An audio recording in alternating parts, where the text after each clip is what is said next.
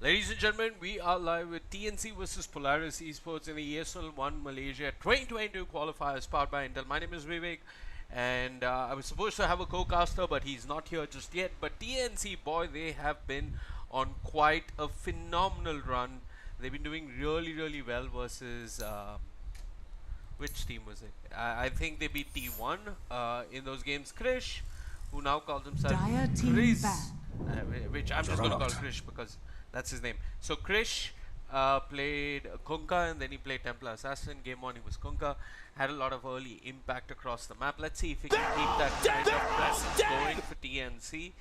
And I want to remind you folks, the TNC are in the lower bracket. So this is kind of do or die for them. It's really important for them that they win this, and let's see if they can. For now though, I'm just trying to get the social media up and going, just see if we have anyone tuning in, and yeah, should be a fun game. And yeah, hopefully my co-caster Mr. Floki is fast asleep, but hopefully he can wake up in time and join me. Also just getting the posts going on social media. So do excuse me for a bit as I sit in awkward silence. Till then you folks can look at the draft, and yeah, if anything stands out, do let me know. So far nothing really unique, it's just that I'm seeing Kotl, which is not one of the heroes Krish is most known for, but it should be interesting nonetheless. If you look at the Polaris draft, they've got the Fatal Bonds coming out from Warlock alongside the Timber Saw. That can do a lot of damage. That's a lot of damage that you end up taking, and you're not even willingly taking that damage. Just by virtue of you being nearby or in the vicinity, you're forced to incur a little bit of damage from the Fatal Bonds. And yeah, you, I mean, that is really strong. Maybe we might see Polaris pick up a mid laner that only makes the Timbersaw and the Warlock look even better. I'm just kind of thinking what Puck would be great, but Puck's been banned out, and yeah, anything that complements the Fatal Bonds is being removed. Ember, Kunkka. I mean, Kunkka is like the kind of mid laner that doesn't really struggle in any matchups, so it's just an auto ban. I guess the Embers, because right now the TNC draft, they are really low on stuns. They do not have enough stuns, so it's going to be hard for them to really lock down an Ember. And this is such a good Ember game. You can just jump the backlines, you can easily kill the Enchantress or the Keeper of the Light. So it makes sense that they ban out that hero. Polaris ban out the Zeus, which is a bit surprising. I thought they could have gone for the Zeus themselves. Uh, they ban out the Winter Wyvern, which is also good versus the CK. So rather sensible bans so far. Let's see where this goes from here. And the last pick is going to be Alina. Oh jeez, this is so hard because they picked a hero that like is known for just winning mid. And yeah, this could be really problematic for the side of TNC if they do not have an answer to this Lina. They're going to pick up the Underlord. Huh. So also it's a mid. It's a mid Mars. Some teams do the whole mid Mars thing. I think most notably the teams that come to mind are Tundra. They do it with 9. And then the other team that does it would be Team Spirit. Team Spirit did it once with who was it? Toronto, Tokyo. So it's not unheard of. But yeah.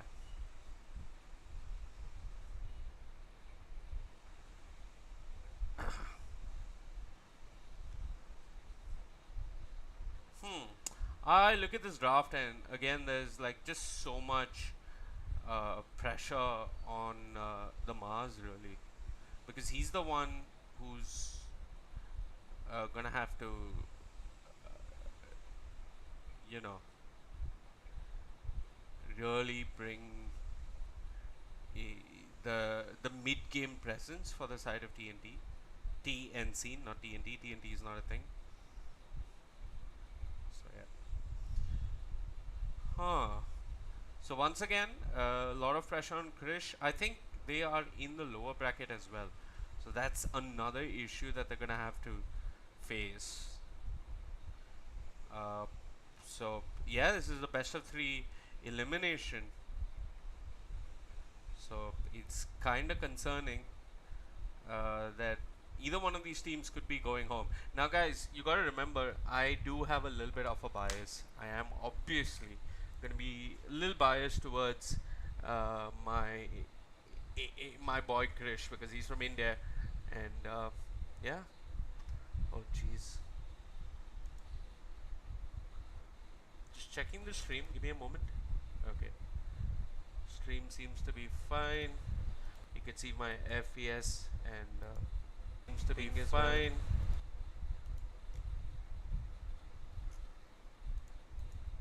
Okay, and now we can jump into the game.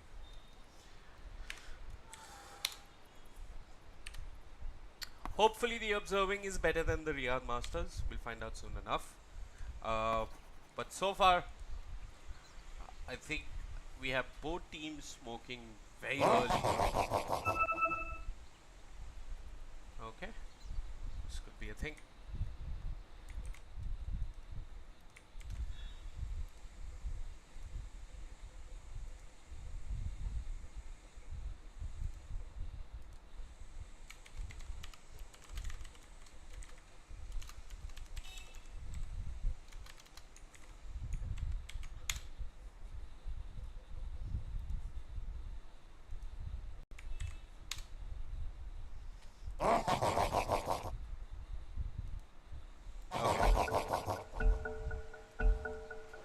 Middle.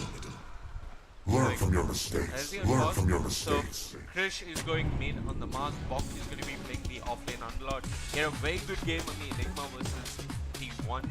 Had some very important black holes, a lot of them catching only one hero every now and then, but nonetheless it resulted in kills on the coast. The Underlord cannot have that same sort of high impact, but he can farm. The Dark Rift is a nuisance. You can use it to sneak in kills on your enemies and also just take all sorts of weird and wacky map control. For now, Force just asserting dominance. 1 gauntlet and 3 tangos. That's all this man needs.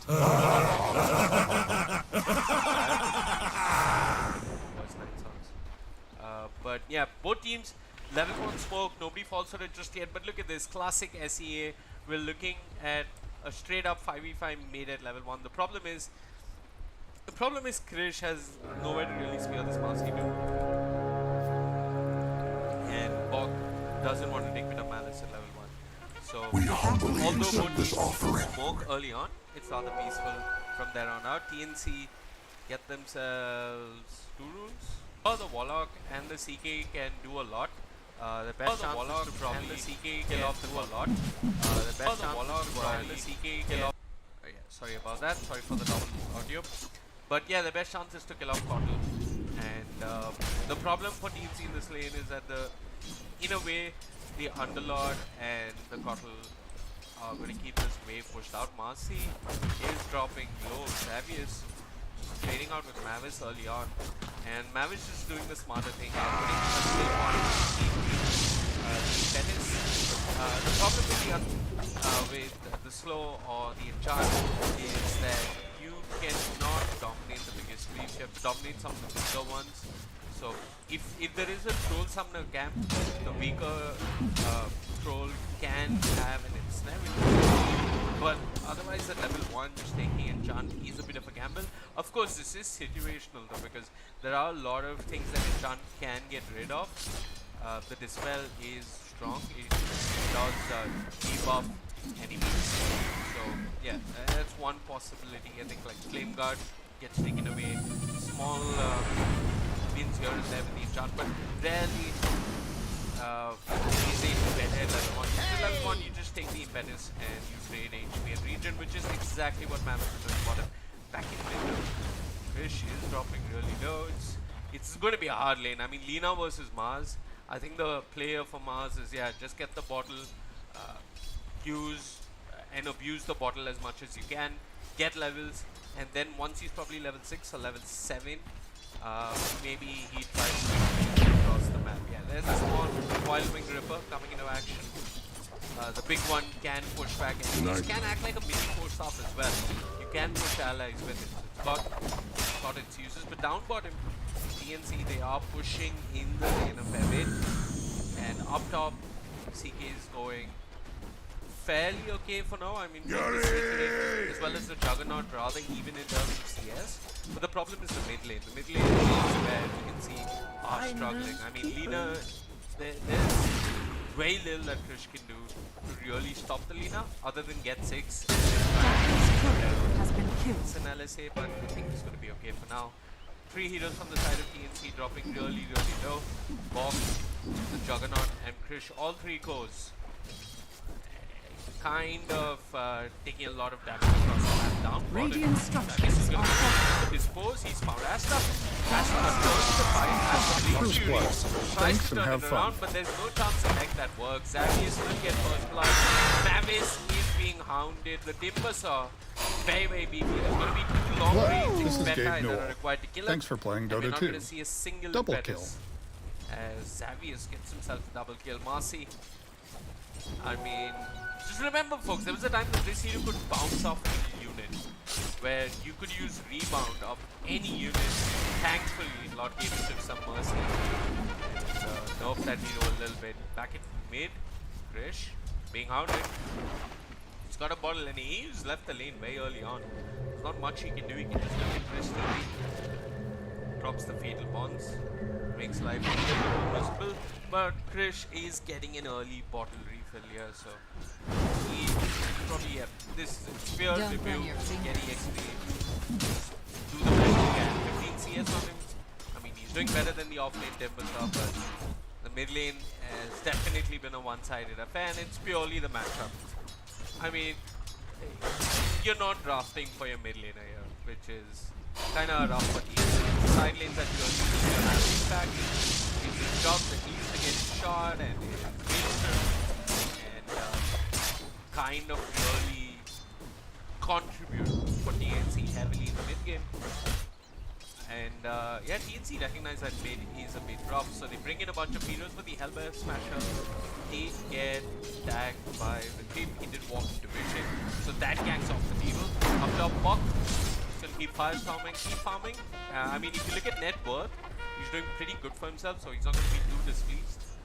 I think he's happy, quite happy actually, that he's ahead of the CK in terms of net worth. This mid matchup, like I mentioned, heavily Lina favored. I think there comes a point in time where this matchup somewhat swings in favor of Mars.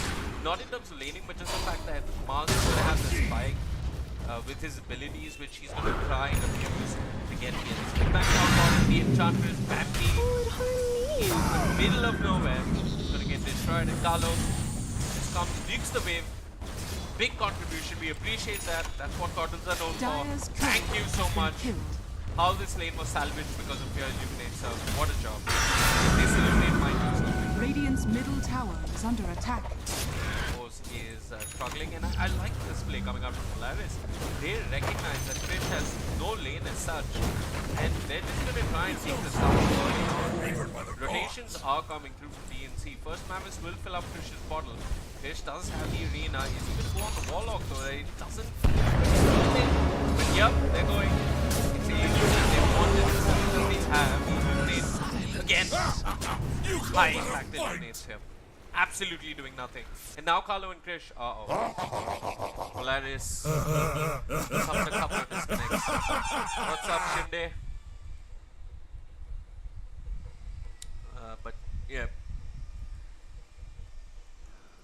So yeah, there you go, guys. Look at the network shots. It's very clearly been the side of Polaris winning their lanes, but all said and done, it's not a humongous win in their favor. And because they're investing so much in shutting down Krish, one sec, is my spectator chat anyway?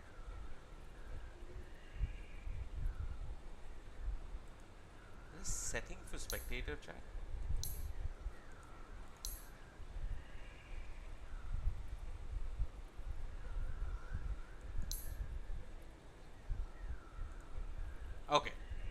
never mind. So My because thanks will come they've later, invested so much when you in least shutting down expect it. Krish at mid, the issue of sorts is that the Underlord is doing mildly better than the Chaos Knight. And if you look at bottom, sure, the Timbersaw's been left by himself, but I think he should be fine. I mean, Asta's trying his best to push out the Timbersaw, but I don't think Force is going to be too concerned. 18 charges of the reactive armor. How much armor and region is that? So We effectively humbly accept this My offering. My thanks will come later, when you least expect it. 1.8, something like that, and that's like plus 18, plus 31 HP regen with the Ring of Health. Jeez. I'm looking at the TNC draft, and there's nobody that really builds a Spirit Vessel. Both teams could benefit really highly from a Spirit Vessel. Personally, I've seen Marcy's go for it, but just nowadays the trend is to get that Aether Lens and have that long range dispose or the rebound even. So I don't think she's going to be building it.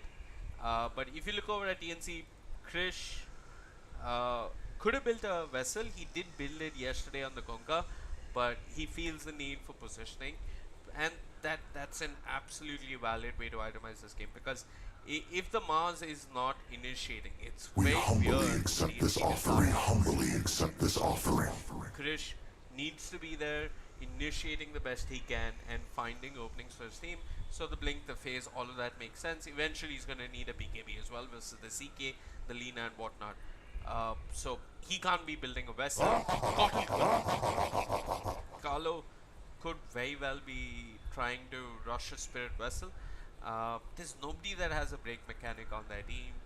There's nobody that's going to shut down the Timbersaw's HP regen courtesy the reactive armor. There's nobody that's going to deal with what is that, sidekick? Is that what that spell is called? Sidekick, right? Yeah, sidekick.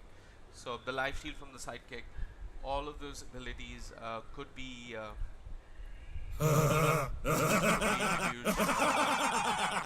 by the Spirit Vessel. I'm as clueless as you guys are. I have no idea what's happened, but I think Polaris, they've lost internet and electricity on a bunch of players.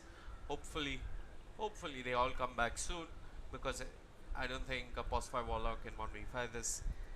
But yeah, TNC. You know what I'm gonna do? I'm gonna bring up the brackets for you guys. We can look at the brackets and see what's been going on.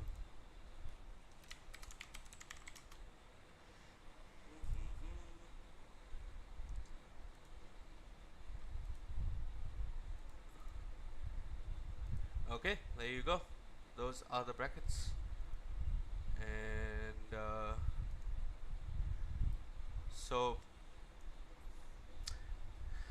TNC, they managed to beat Team 1, then they lost to Talon, and because they lost to Talon from the upper bracket semi-finals, they've been dropped down to the lower bracket. This is a very rough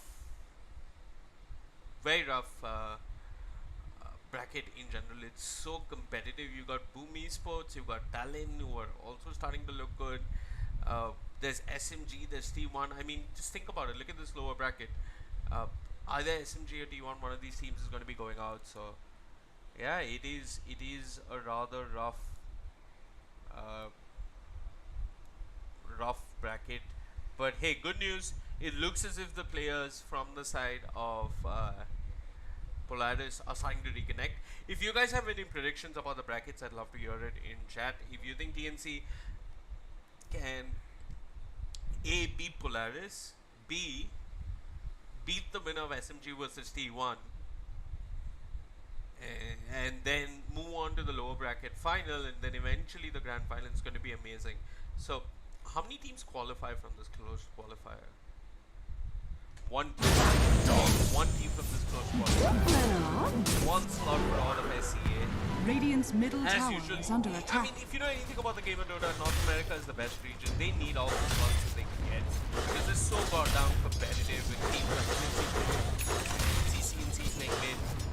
can't underestimate those guys.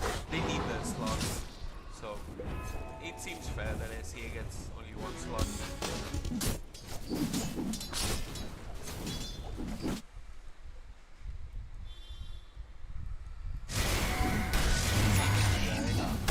Huh. Dire's bottom tower is under attack. Okay, back to the game. What do we have here? So, Krish got a little bit of health made. He used the arena, killed the Warlock. But his mid tower is sitting at half HP. I guess once he has the arena, he can leave the lane to just give EXP to one of his supports.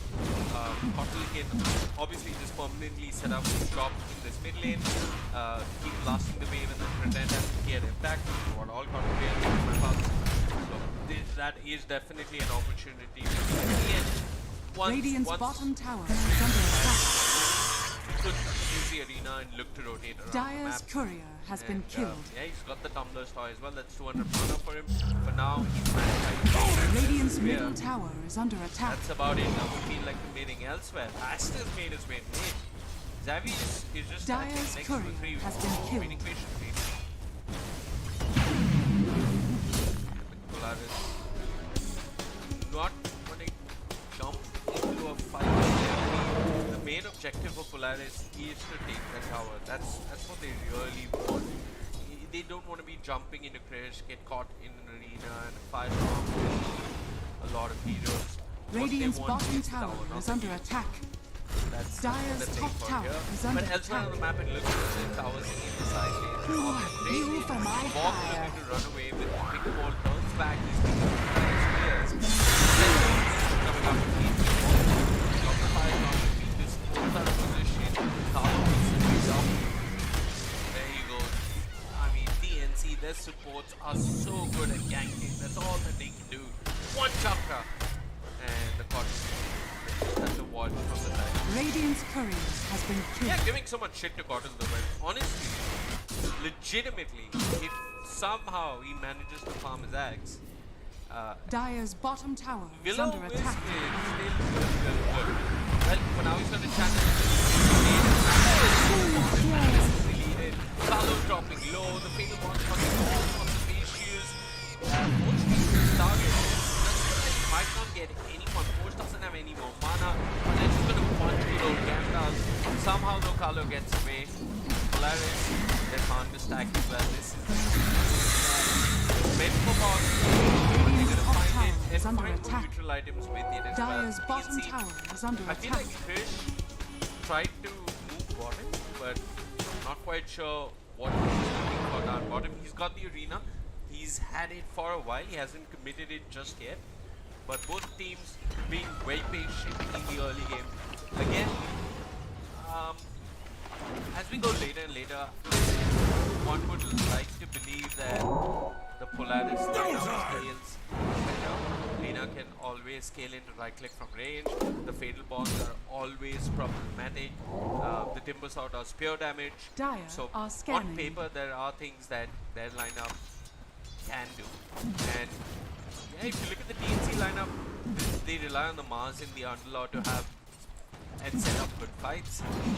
Sure, this Underlord could go all Amar and build Armlet, Echo Saber, BKB and items of this nature, but it looks like he's going the more conventional route where he'll just be beefy, stand on the front line, use the Vanguard and ATOS and just be a best. But what the TNC lineup have is healing, which is, I mean, nice, but I don't know if it's going to be enough. Like the engine, the Cottle with his ultimate and the illuminate does offer a small heal. Now minus 2 stacks. Well, the one big creep from their team ended Radiant's up bottom dying. tower is under attack. In the end, TNC getting shot down. What a team unfortunately, he's bouncing off nothing. Natsu will still be able to run. Tavius wants to go back in. Stop the dispose. He's going to toss back to Juggernaut. Go on to Slash. And that is Radiant's middle tower is under Juggernaut, attack. knowing fully well that the Golem was on cooldown, will just blade free and TP out of there. No threat just yet from Polaris, but both these teams so Dire's top tower is under attack. awkward when they Radiant's approach bottom each other tower and is try under and get a attack. fight going. It just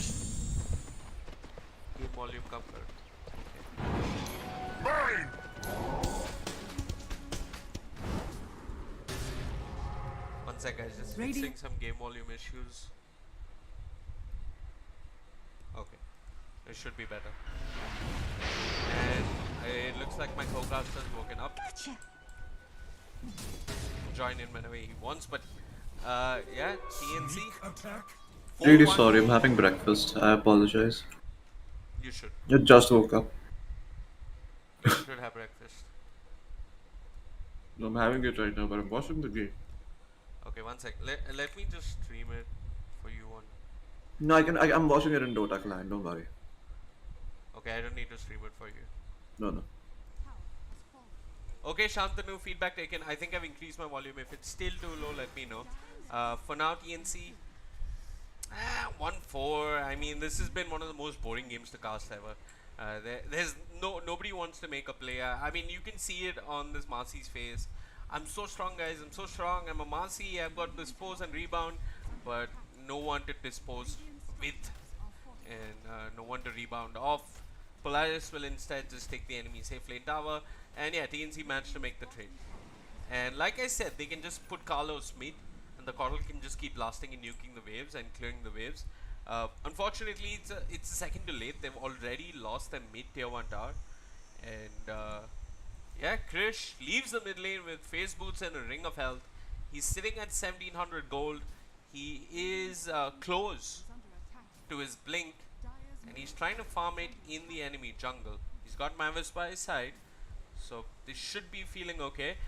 We have a little bit of an opportunity to look at vision and just look at the radiant vision.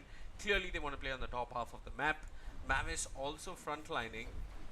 He is trying to loop around for this tier 1 mid with the Dark Troll Summoner and all those skeletons that he summons, but it's not enough damage. Enough wave clear on the side of Polaris, and instantly they're going to smoke.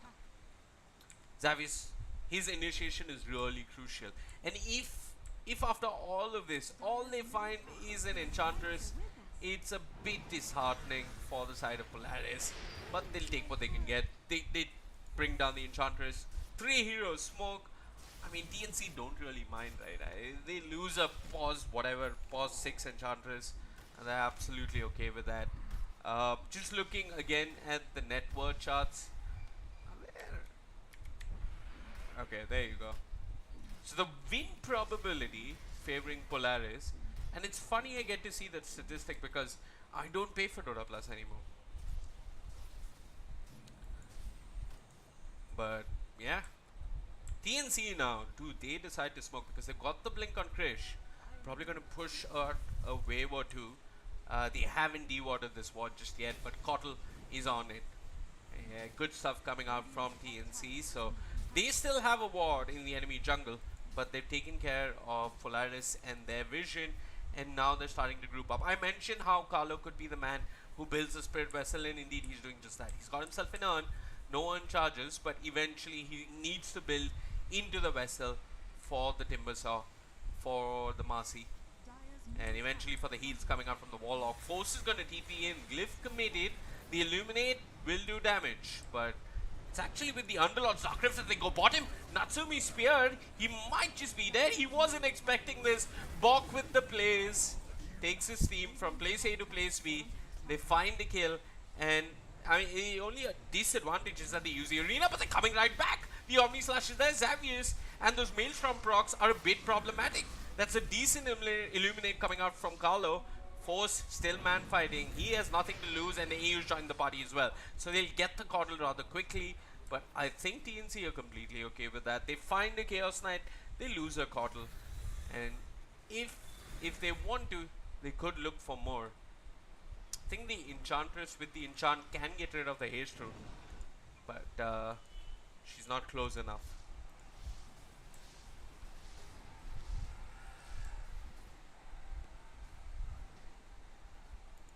Oh. 2-6, TNC cruising through this game, very confident in their timings in the later stages of the game.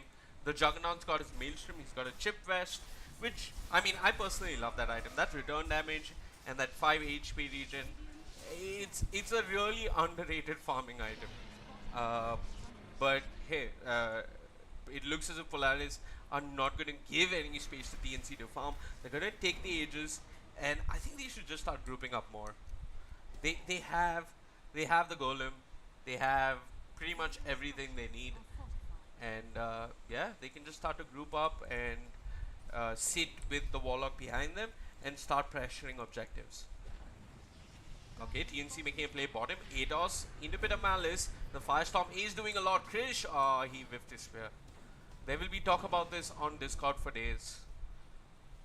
His friends will bully him. Force just walking into the enemy jungle. Bit slaps a courier.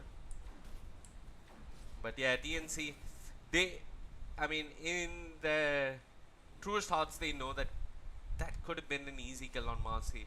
But all said and done, these kills and these scattered engagements here and there aren't really the end of the world. We're gonna have like a big team fight soon enough, where we'll get a much better chance to measure the drafts of each team versus the other, because these engagements on Marcy's and Enchantresses really don't tell us who's stronger moving into the mid game. The good news for TNC in the mid game is that Carlos completed his vessel. It's going to be very handy versus the Timbersaw and the heal coming out from the sidekick, and even the Warlock with his heal. So yeah, TNC, they've gotten some key timings. They have the blink on Krish, and they've got the Atos on Bok as well. However, Krish is more than content to just farm away. He's got the arena, doesn't feel the need to really go and put it to use. I'm just going to look at items. And what have Polaris got? They've got bots in BKB only now. Holy fuck. And Natsumi's got a BKB and an armlet. I'm a bit scared for the TNC lineup. Okay, hold on. TNC not scared though. They're gonna try and Dark Rift mid. Was that the play? No, down bottom. Bok gets caught. Oh, he couldn't make it away. He's going to try. He goes into the Dark Rift. They're trying to stun him and control him. And the stun was there. Force and the others with the tips. And Force just takes that teleport. Comes back straight down mid. Runs into Mavis. The Centaur Conqueror there with the Hoof Storm. But I don't think these supports have the damage to deal with Force. And Krish will just skip a wave and get the heck out of there. So TNC, they lose Bok. And I think the only good news, if any, for TNC is that they forced out a BKB charge on the Lina. So it's now an 8-second BKB. But yeah, that's about it. There are no major highlights so far. Krish just missing recipe. INF Black Hat, yes, even the CK lifesteal.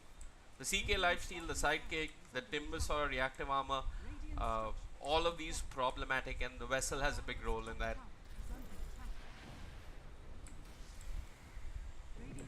Okay, Polaris, they're starting to just push out bottom. They're going to man up. They have the Aegis. This is the right play. They've got their BKBs. They have the Aegis. And Bok just strolls forward. Hopes to clear the creep wave. But that Vanguard, good for nothing. Krish is going to commit. But there's a BKB. And the Golem, TNC, this is looking really, really bad for them. They lose Gandalf. Mavish stunned, slowed, trying his best to stay alive with the Untouchable. Will perish. And Asta commits the Blade Fury. Doesn't have the shot, so he's not doing as much damage as he'd like. Heck, he's not going to be allowed to do any damage as he gets tossed about with the Dispose and shut down with the Laguna Blade. TNC, well, they only have the Mars surviving.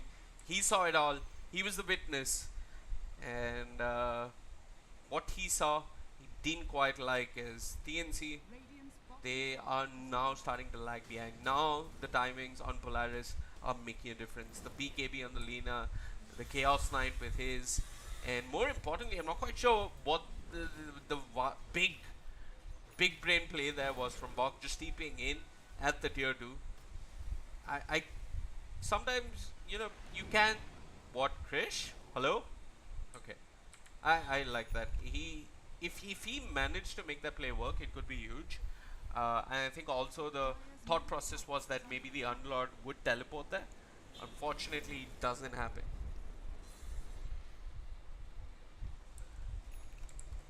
Okay, TNC, are they just continue to, yeah, okay, they're not just going to continue to react, they're going to try and make a play. The Spit Vessel charge only now used, and with the Illuminate and the Blade Fury, it's enough damage. They've got the Atos onto Marcy, but Xavius with the Force half tries to get away, and he's going to rebound out of there. That Marcy, one speedy hero, but Krish has got a haste rune. Unfortunately, he misses the spear and the rebuke. They'll not find anything for their troubles, but they will find the timber saw. Okay. The Cottle. I mean, I don't think he assumed or even knew that the CK had a blink dagger. That's Natsumi giving up his blink. But yeah, now they know. Maybe next time he drops the vessel a little bit early. And Polaris are going to smoke. The problem for TNC is that the bottom lane is pushing in. There's no one dealing with this wave. So that is something TNC need to address. And if they lose members early up top, it could be problematic. Natsumi is going to go straight in. It's the Mars. Roman Gladiator is going to be done with very, very swiftly. And AU searching for more. He's found Carlo with the upheaval. This is odd and awkward to see a Warlock try and control a Cottle, but it's happening. The blinding light not enough. Carlo will get stunned up. Natsumi has closed the gap, and he's critted that Gandalf to death. As TNC lose to one of them being their mid laner. And yeah, the net worth deficit that TNC are facing is only getting bigger and bigger. Force has got himself the shard. Has the Juggernaut got the shard yet? Okay, now he's got the shard. Sanjan Yasha Maelstrom shard. It is pretty darn good. Like, if in an arena he can manage to just spin next to any one of these Polaris heroes, he could do a lot of damage, possibly even get a kill. But Polaris, they're just grouping up. They haven't got the Aegis anymore now. The Aegis has timed out. So this could be an opportunity for the side of TNC. But again, so much pressure on the Mars. The only, I mean, after the Underlords, Atos and the Pit, he's the core stun and lockdown for this team.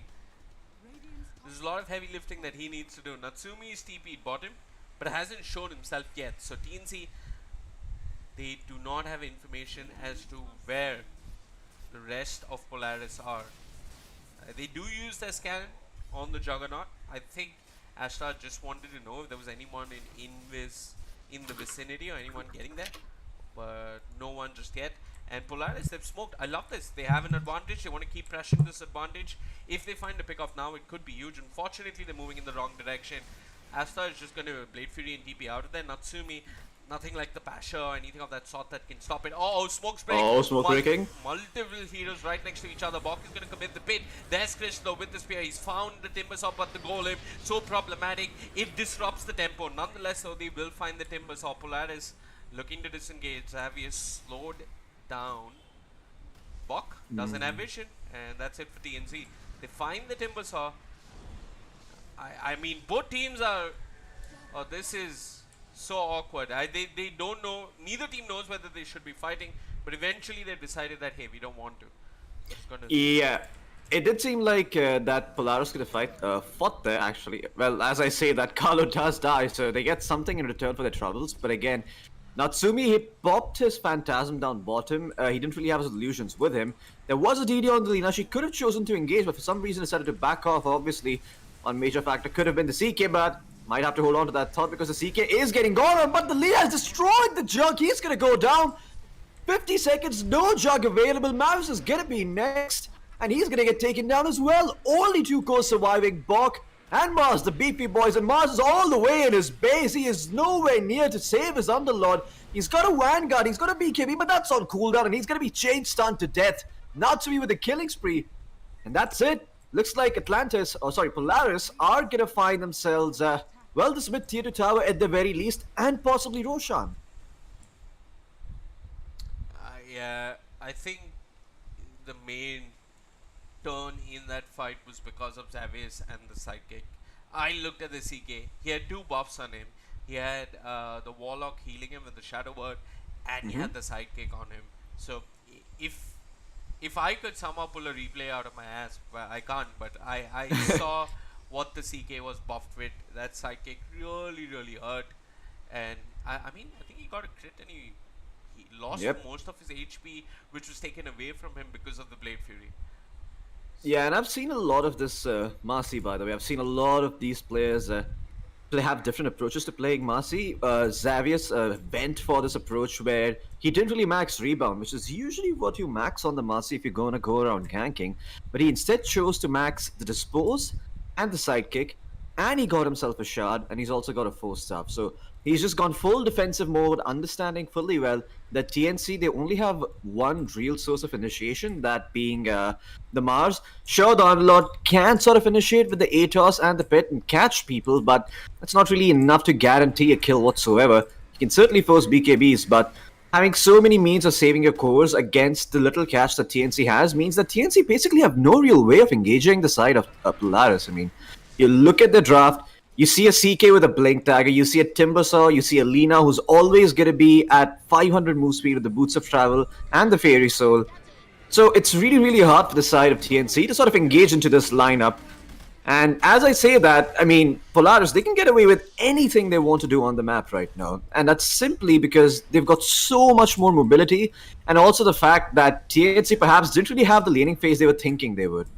Yeah, I don't like the draft coming out from TNC. I'm going to talk about it a little bit more because, I mean, whatever they would have drafted, it doesn't matter. There's just too much Oh, physicality no. coming out from the side of That- Polaris. Yep, and that is an empty arena. Oh, yeah. No one to watch. And no Just one like our YouTube. Just like our YouTube. There's no one watching. Actually, strangely enough, we have 7 viewers on Twitch. This is a all-time record high for us. So It's me, it's you, it's my mom, it's my sister, it's your brother, it's your mother, and your father. There you go. Nope, I'm just kidding. But good morning to all 7 of our viewers. If it is morning where you live, otherwise, good, whatever part of the day it is to you. Thank you for tuning in.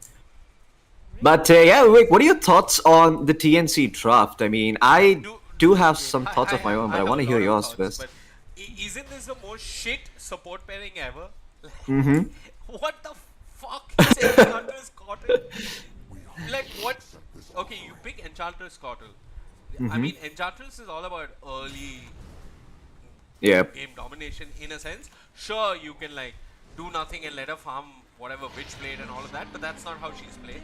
Not as a fighter. Yeah. So, I mean, if Yapso was playing, okay, fair, we could understand. But this Enchantress and this Cottle, they have done nothing. I mean, Cottle at least buffs up Underlord, and Underlord can keep spamming Chakra Magic. I mean, keep spamming the Firestorm because of the Cottle. But it is such a weak support pairing. They really, I mean, if I were one of the supports, you'd feel so useless right now because there's nothing you do. Pretty much, and I think what TNC were going for was sort of early lane domination into trying to snowball off into getting more towers, right? I mean, you look over at Enchantress, Cottle, 2 heroes that don't really provide disable. That has to be the idea of the draft. It really can't be going around and trying to find fights. And you can see Carlo, he's trying to look for something, but all he can do is throw a measly blinding light that pushes the Mastery a little bit behind. The Solar Bind could have followed through, but even then the Mastery's got the rebound to get away, right? So again, this is one of those issues that you have if you look at the TNC draft where they didn't really get to play the early game in the way they wanted, and now as a result, their entire draft is suffering.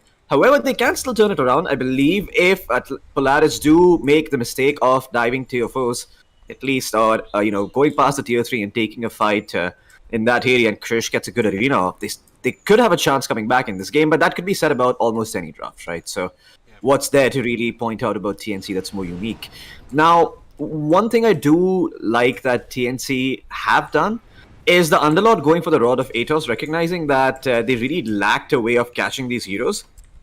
And in a way, this would have worked, but they picked a carry like the Jug, which usually becomes active somewhere around the 20-minute mark. If you're looking to exploit a lineup with heals and having really, really beefy heroes, you need someone. You need some ranged carry hero that can do a fair amount of damage. Something like a Drow or a Luna. There you go. Jug is also going to TP out with the spin TP. Nothing to stop that. I mean, I was about to sneeze. I'm sorry. Yeah. yeah. TNC, I think now they have the shard on Krish. It's going to be nice. But there's a more important shard in the game, which is Marcy shard, which can eventually just nullify the arena. She can essentially rebound anyone out of the arena. Oh yeah. And she's also got a Blink Dagger now, right? So she can also look for pickoff. And that's exactly what Xavius is doing. Now, thankfully, they've got Sentry Ward, so they see this thing happening right here. But they don't really have any real way of taking advantage of it. The one target they have in front of them is a Timbersaw, and that's not the hero you want to go on. Yep. Lina has a Satanic also, by the way. Oh wow, Silver at Satanic BKB. Yeah, this is the timing that Polaris are looking to hit. This is the point where if they win a fight, they will be ending the game. So TNC have to be very, very careful with how they approach this. Good smoke. I like the wraparound play coming in from the two cores. They're trying to go on the backlines. They realize that if they're able to destroy the backlines at the start of the fight, there is a chance potentially to win this one. But guess what? Bok is going to get gone upon. BKB being popped instantly. And there it is. There's the backline initiation we're looking for. But the Warlock is going to survive. AU gonna be needing the arena drop to be killed here, and Force is also gonna look to make his way towards Krish, whose short 6-second BKB has expired. He's gonna be taking the full damage from the Timbersaw. Nothing really to stop Krish from eating that, and now looks like the Timbersaw is gonna be next. Nope, he's also got the BKB for the time being, so he's gonna be A-okay. In fact, it looks like TNC might be stepping a bit too far forward given Lilouch's positioning, and he does manage to deal fair amount of damage, but decides that it's better to protect the Aegis, reset, regen, get some HP back, and maybe then they can try going high ground again. I think this is go time for TNC because 2 BKBs are on cooldown. There's no golem, so if you can make a play, you should. Lina's committed her Satanic, but that Lotus Hawk just immediately nullifying the Spit Vessel. And Lelouch, like you said, he has the Aegis. Doesn't care. TNC don't feel confident going. Natsumi will go. He's not going to wait. Bok is dead and they've got the Cottle out of position. I think this is it for TNC. The Mars, his spirit broken. His passive's broken as well, as he can only watch as the rest of his team gets split between top and bottom. Ashtar hiding in the bottom trees. And TNC 28k net worth lead for the side of Polaris, and it's only getting worse for TNC. They've lost the Mars. There is a buyback from Bog, but what can the Underlord really do? He's not going to be able to do much other than cast his BKB, turn and fight towards the Timbersaw. And yeah, with 2 supports like the Cottle and the Edge, it's going to take you ages to kill the Timbersaw. It's just not happening. Polaris, they've got 2 lanes of racks. They can go for a third, but TNC, they're still waiting. They have a buyback on the Chug. Krish is respawning in 48 seconds, but I really don't think there's much of a play to be made here. Mavis, because of that 4-staff, will get some distance, but the Silver Edge is there for the Lina. The attack speed more than enough. His Polaris are cleaning up TNC. Floki, I want to remind you, this is the lower bracket. If TNC do not manage to win the next game in this best of 3, they are out of the close qualifiers for ESL Malaysia. For now, they're out of this game. They got to bar down with a little bit of grace as they've been humbled. 28-5. This is yeah, it's a spanking of the highest orders, and yeah, TNC. The one takeaway they have from this draft is that they probably needed a different carry. I'm not too sure, right? Because I didn't get to see the ban phase, so I don't know if something like the Luna or the Drow was available. But ideally, those are the kind of carries you want. Carries that can deal a fair amount of building damage, who can potentially, take advantage of the fact that their team early on is very, very strong, and they can, on top of that, use their ability to deal high damage or to stay alive, in the case of something like the Troll Warlord, if they did decide to go for it, to try and take some early towers, get some early map control, and then slow the pace of the game down, wait for those Aegises, get those Aegis, and then maybe try breaking high ground. But yeah, it didn't seem like that was going to happen for the side of TNC, at least not after the 15-minute mark anyway. But that's it for game 1 for now, Vivek. What are we going to do next? The Bongo. No. I actually had a dog named Bongo. Okay. We are not going to do your dog. Thank you. He's dead anyway, so that would be bestiality and necrophilia. And that's a casual weekday for us, but no. Not today, my friends. Yeah. I think there are some other games going on. So I'm just going to let one of these games run. What is this? Talon versus... Damn, Talon are a strong team. Talon versus Boom. So, yeah, we could talk about this game. And I don't see it on my watch tab though. I think I might have to go on the tournament section. Where do I find ESL 1 Malaysia, by the way? Is it professional? Professional, there we go, okay. Oh yeah, I see it now. Boom versus Talon. Do you want to cast that, or do you want to wait for the next TNC game? I mean, we can talk about it till the next TNC game. Alright, let's jump in. Available. Yeah, let's jump in. Let's see what Talon are doing, as well as Boom. Let me just update the score so that viewers... Now, Vivek, I do want to say something. I'm not quite sure if you remember, but a couple of years ago, there was an up-and-coming Filipino team with the likes of Natsumi, Mac, and a couple other players. They were known as Team Adroit back then. It's pretty much the same roster. I think 3 of the players are from Adroit and Polaris. So that's the roster that TNC is playing, by the way, in case you had any doubts or confusions. I mean, to put that into perspective, because I remember the first time I saw this lineup, I thought to myself, oh wait, did the old Adroit lineup disband? But no, they just got picked up by Polaris, and Polaris, they eventually had some roster changes. But yeah, 3 out of the 5 players are still from the old Adroit team. Namely, they carry their mid, and I believe they're position 4. Well, it looks like there is a fight breaking out for now. Yopaj is gonna eat the Sacred Arrow by Q, and Mirana being useful. That is new, but the Dawnbreaker comes in. She's there to keep Yopaj alive, but only for a little while longer. FPC gonna get glimpsed back in, and I'm not too sure if you're playing the game on your screen, Vivek. I hope you are, because otherwise what I'm saying is gonna make no sense at all to our viewers. And looks like the Dawnbreaker is also gonna eat another arrow by Q. 2 arrows hit by the Mirana. I love it. A Mirana having impact in the game of Dota. That is what I like to see. Skem is going to be next. 33 Savage is going to find 2. The last one is going to take him down. No, he's got the power treads on strength. He will live with 15 HP. And that's what we like to see. 23 Savage pushing the limits of his years, surviving with that much HP, winning that fight. Boom. Big wins for them, and that's kind of what they need if they're going to try to match up against this Terrorblade lineup. They do have a timing, though, sometime around 25 minutes, where they're really, really strong with the Pangolier, the Mars, and the Monkey King. Sorry, I'm doing... I don't know if I got that fight, because I'm trying Yeah. to just update chat on what we're doing. So guys, Yeah. TNC lost map 1 to Polaris. It was awful. We saw Enchantress and Kotl as a support pair. Hopefully TNC just drafts better. I think if they have a better draft, they have a much more fighting chance in the game. And just look at these drafts. Just look at the amount of CC and team fight in these drafts. There is just already 8 more stuns than what TNC had in the previous game. So Oh, yeah. I'm not saying big stun win Dota, but big stun make Dota easy to win. Oh, yeah, certainly. Jackie Boys is dying. Oh, what a clutch under. The Rubik being useful. Oh, jeez. Oh, yeah, Done there it is. useful first, and now the Rubik. This is indeed Big opposite Dota. day. Yeah. Well, looks like the Mars is going to be paying for his sins, and yeah, Jackie Boys continues to farm away. He's going to get his BKB soon enough. Wants to be in fighting shape for the next fight, and I can sort of imagine why he's doing it. He does realize that his lineup might not have enough firepower between the Tiny, the Dawnbreaker, and the Rubik Warlock to output enough damage to take these fights cleanly. You look over to the side of Talon, and they've got so many different ways of dealing damage, right? They've got the Mars, they've got the Monkey King, they've got the Pango. Even the Disruptor Static Storm is nothing to scoff at. And the Mirana as well, eventually going for the Spirit Vessel, is going to be a rather dangerous presence in team fights, if not addressed properly. What's up, Vishal?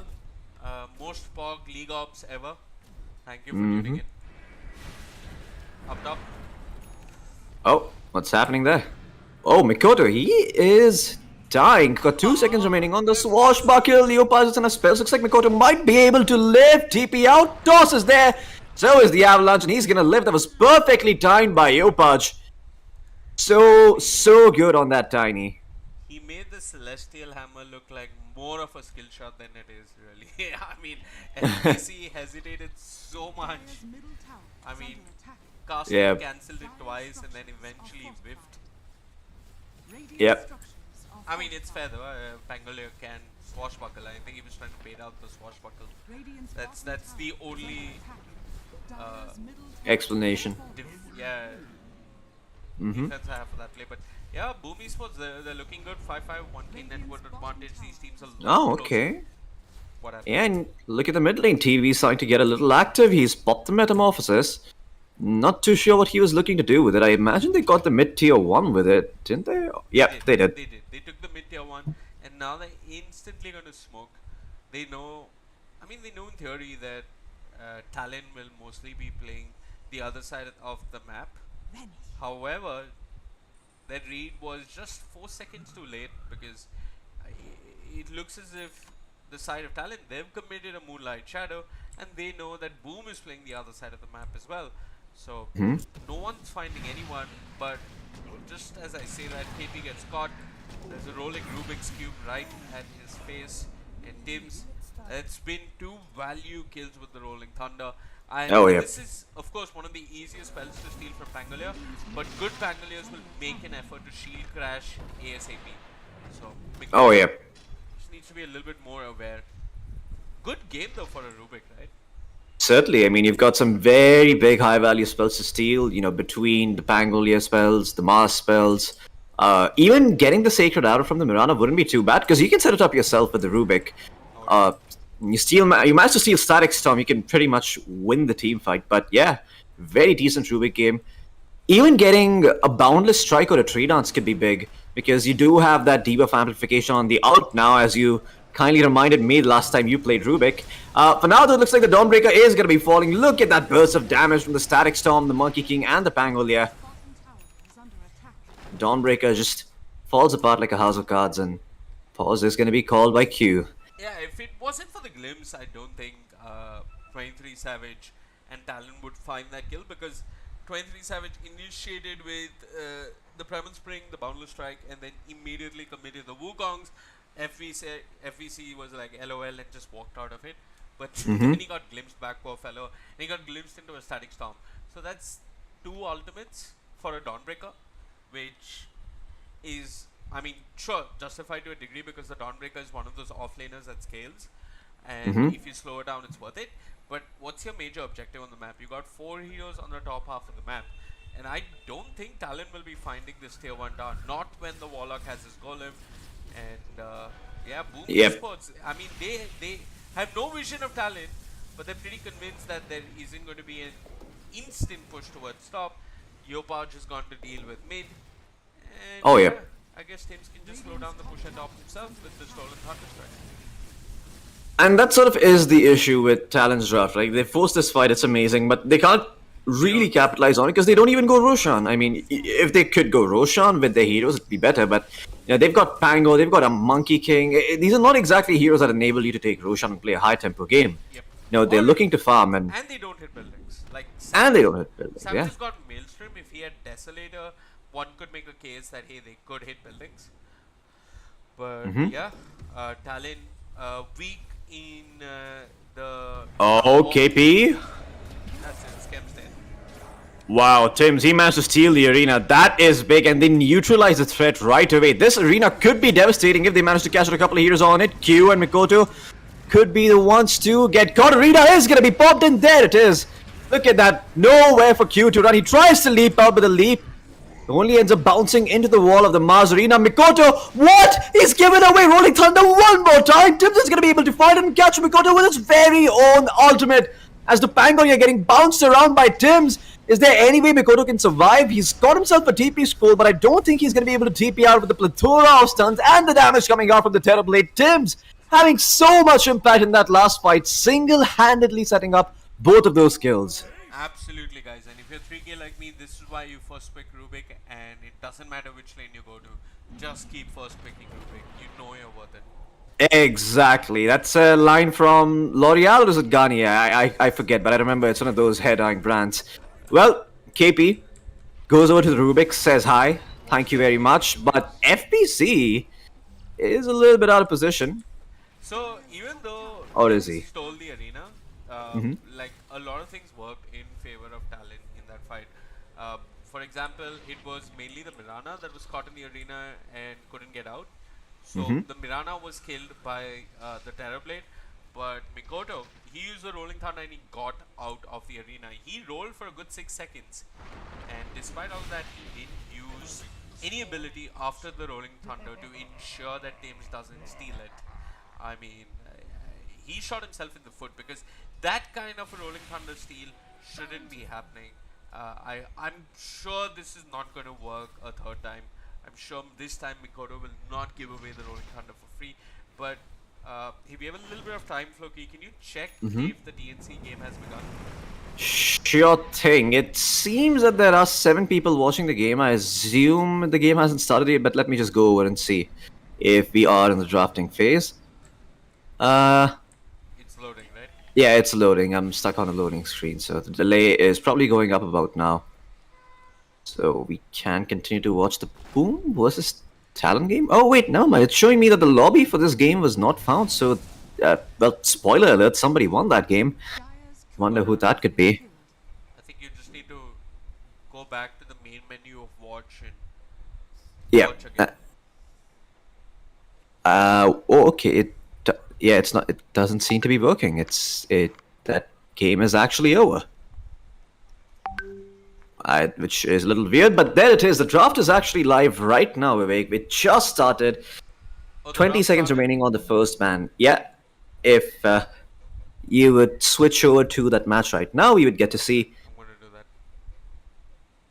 that. Okay, yeah. So we've got Polaris against TNC, and we'll see how TNC decides to change up their approach this time around. By the way, let me know when the draft is up on your screen.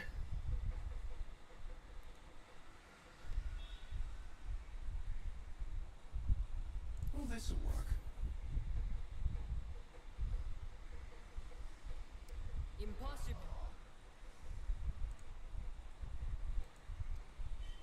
Okay, draft is live.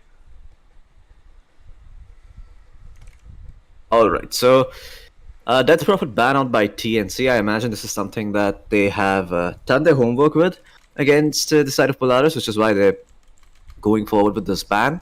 A Dawnbreaker banned out by Polaris in turn against TNC. So I imagine that is also something that they've thought about. A lot of these first phase bans are just to make their life a little bit easier. Just pick out the heroes they don't want to play against. Dire Say, hey, we really don't like this type of Dota. They ban out the Enigma as well, so... And Enigma is a hero that TNC did pick fairly often for Buck. I remember it was one of his signature heroes even back when Yahweh was on the team.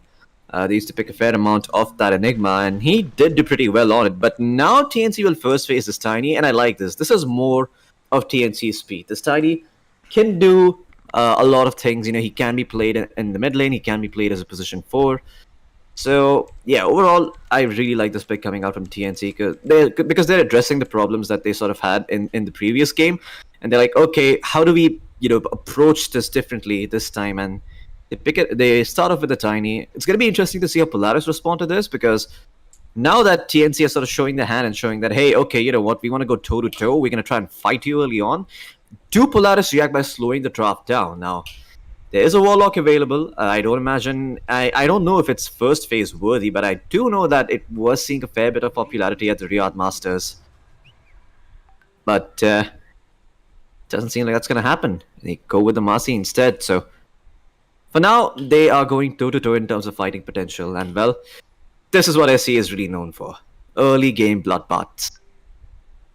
Yeah, I mean, 10 seconds remaining. they picked the Marcy in the past, and it's what they played in the previous game, and yeah, makes sense that they pick it again. Xavius is the one doing the draft, and Xavius is the one who plays the Marcy, so he's going to put himself out there, pick up his hero first, and yeah, after that Polaris will start to build their draft around the remaining heroes. I think both Marcy and Tiny is something you can first phase. They go Razor. Oh, such a good flex pick. Oh, yeah. Well, looks like... It's good versus Razor Flow. Yeah, the puck is decent, but the puck is not necessarily going to be leaning against the Razor, right? Because the Razor can go off lane, he can go mid at times. I did see Sumail play it on Enigma. Wasn't very convinced by it, so I don't think that's a thing that SCA teams are going to be picking up, but could also be going top Dire team in the safe lane. Overall, just a good pick, and TNC instead go for the Warlock. Okay, so it is first phase worthy, and Warlock has been one of those heroes that has surged in popularity recently, of course. With the recent changes to Tangos and Salves, Jug was very popular because he could heal himself. Now, Warlock seems to has also risen up in popularity as a way to address your carries needing that early form of regen who just want to sit there, hit creeps for the first 10 minutes of the game, and amass some items before they start participating in those team fights. No big surprises here for TNC. But I do like how that the moment they see the Razor Mastery, they're like, all right, you know what? We want to slow the pace of the game down a little bit. We really don't want to be fighting into those heroes. And the Razor can be fairly annoying to deal with can be fairly annoying to deal with when you have slow and some of these lumbering heroes like Tiny, right? You go in, you avatar someone, but then you can't necessarily get out. So if you're not killing that guy, odds are you're going to take a crap ton of damage and maybe you will die, or maybe you don't get to reinitiate or re-engage at all after that first initial jump. So yeah, going with the Warlock pick, it's interesting to see that the side of TNC think it's a lot better to just take a chill pill in the safe lane for now. Yeah, I mean, I like Warlock. I think Warlock Tiny is a strong pair, and Warlock is first phase worthy. It's just that the bonus about Warlock is you kind of start to ban heroes which you would normally not ban, like the Bristleback, like what other heroes are good with Warlock? Like a Zeus, like Zeus, any AoE damage Spectre, dealer is I really, don't really know. good. Yeah, Spectre is actually. Yeah, I imagine Spectre could also be a possibility, but a Warlock. I don't imagine a Warlock Spectre lane would be that bad, but if you put the It's Razor down there, it might be a little difficult for the Spectre. So, I think they can manage that lane actually. well, there it is. The Zeus ban is going to come through from the side of Polaris. TB being banned by Polaris as well as a sign of respect for the carry, Asta, also known as Karma right now on the drafting phase, in case you're wondering who I'm talking about. TNC lost game 1. Sorry, just answering someone in chat. Ah, Not someone, Mihir Shinde. So yeah. I see. Yeah. Well, hello, Mihir. Thank you so much for tuning in. Appreciate all the support we get.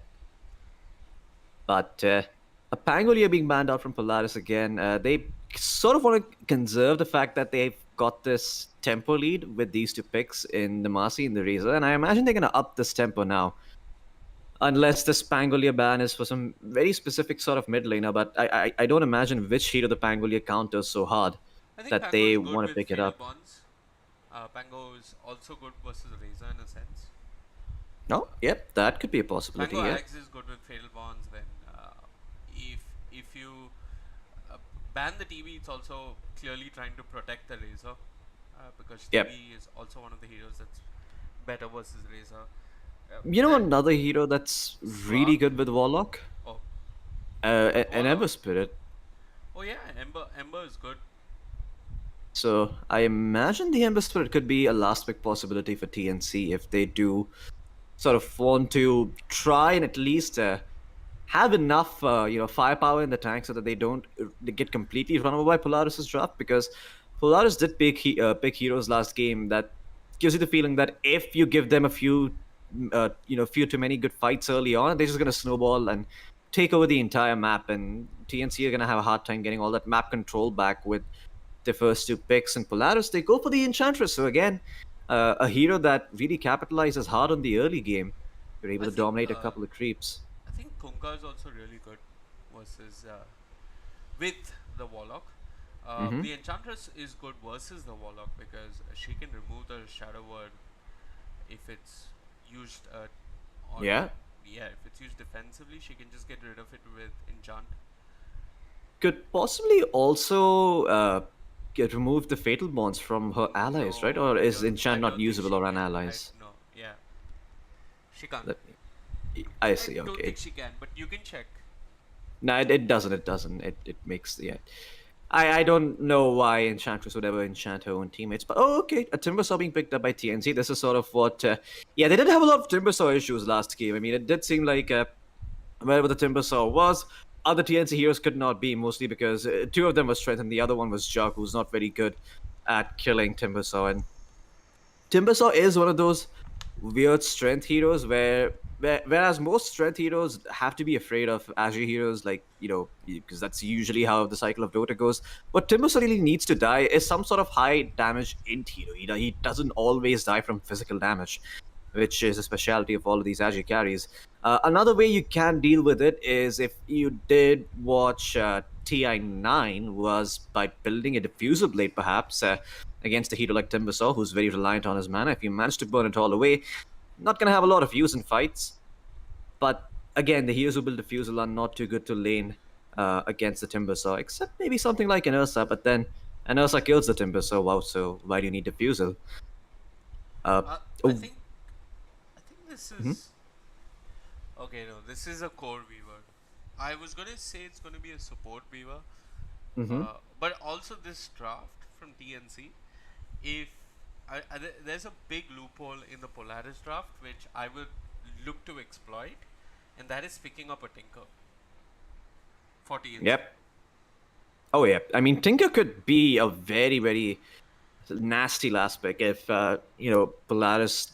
I mean, Polaris really don't have any good ways of catching the Tinker, so I could see that being a possibility. Early game, you do have to be a little bit careful of the Razor, though, because he is a ranged hero with a big AoE slow.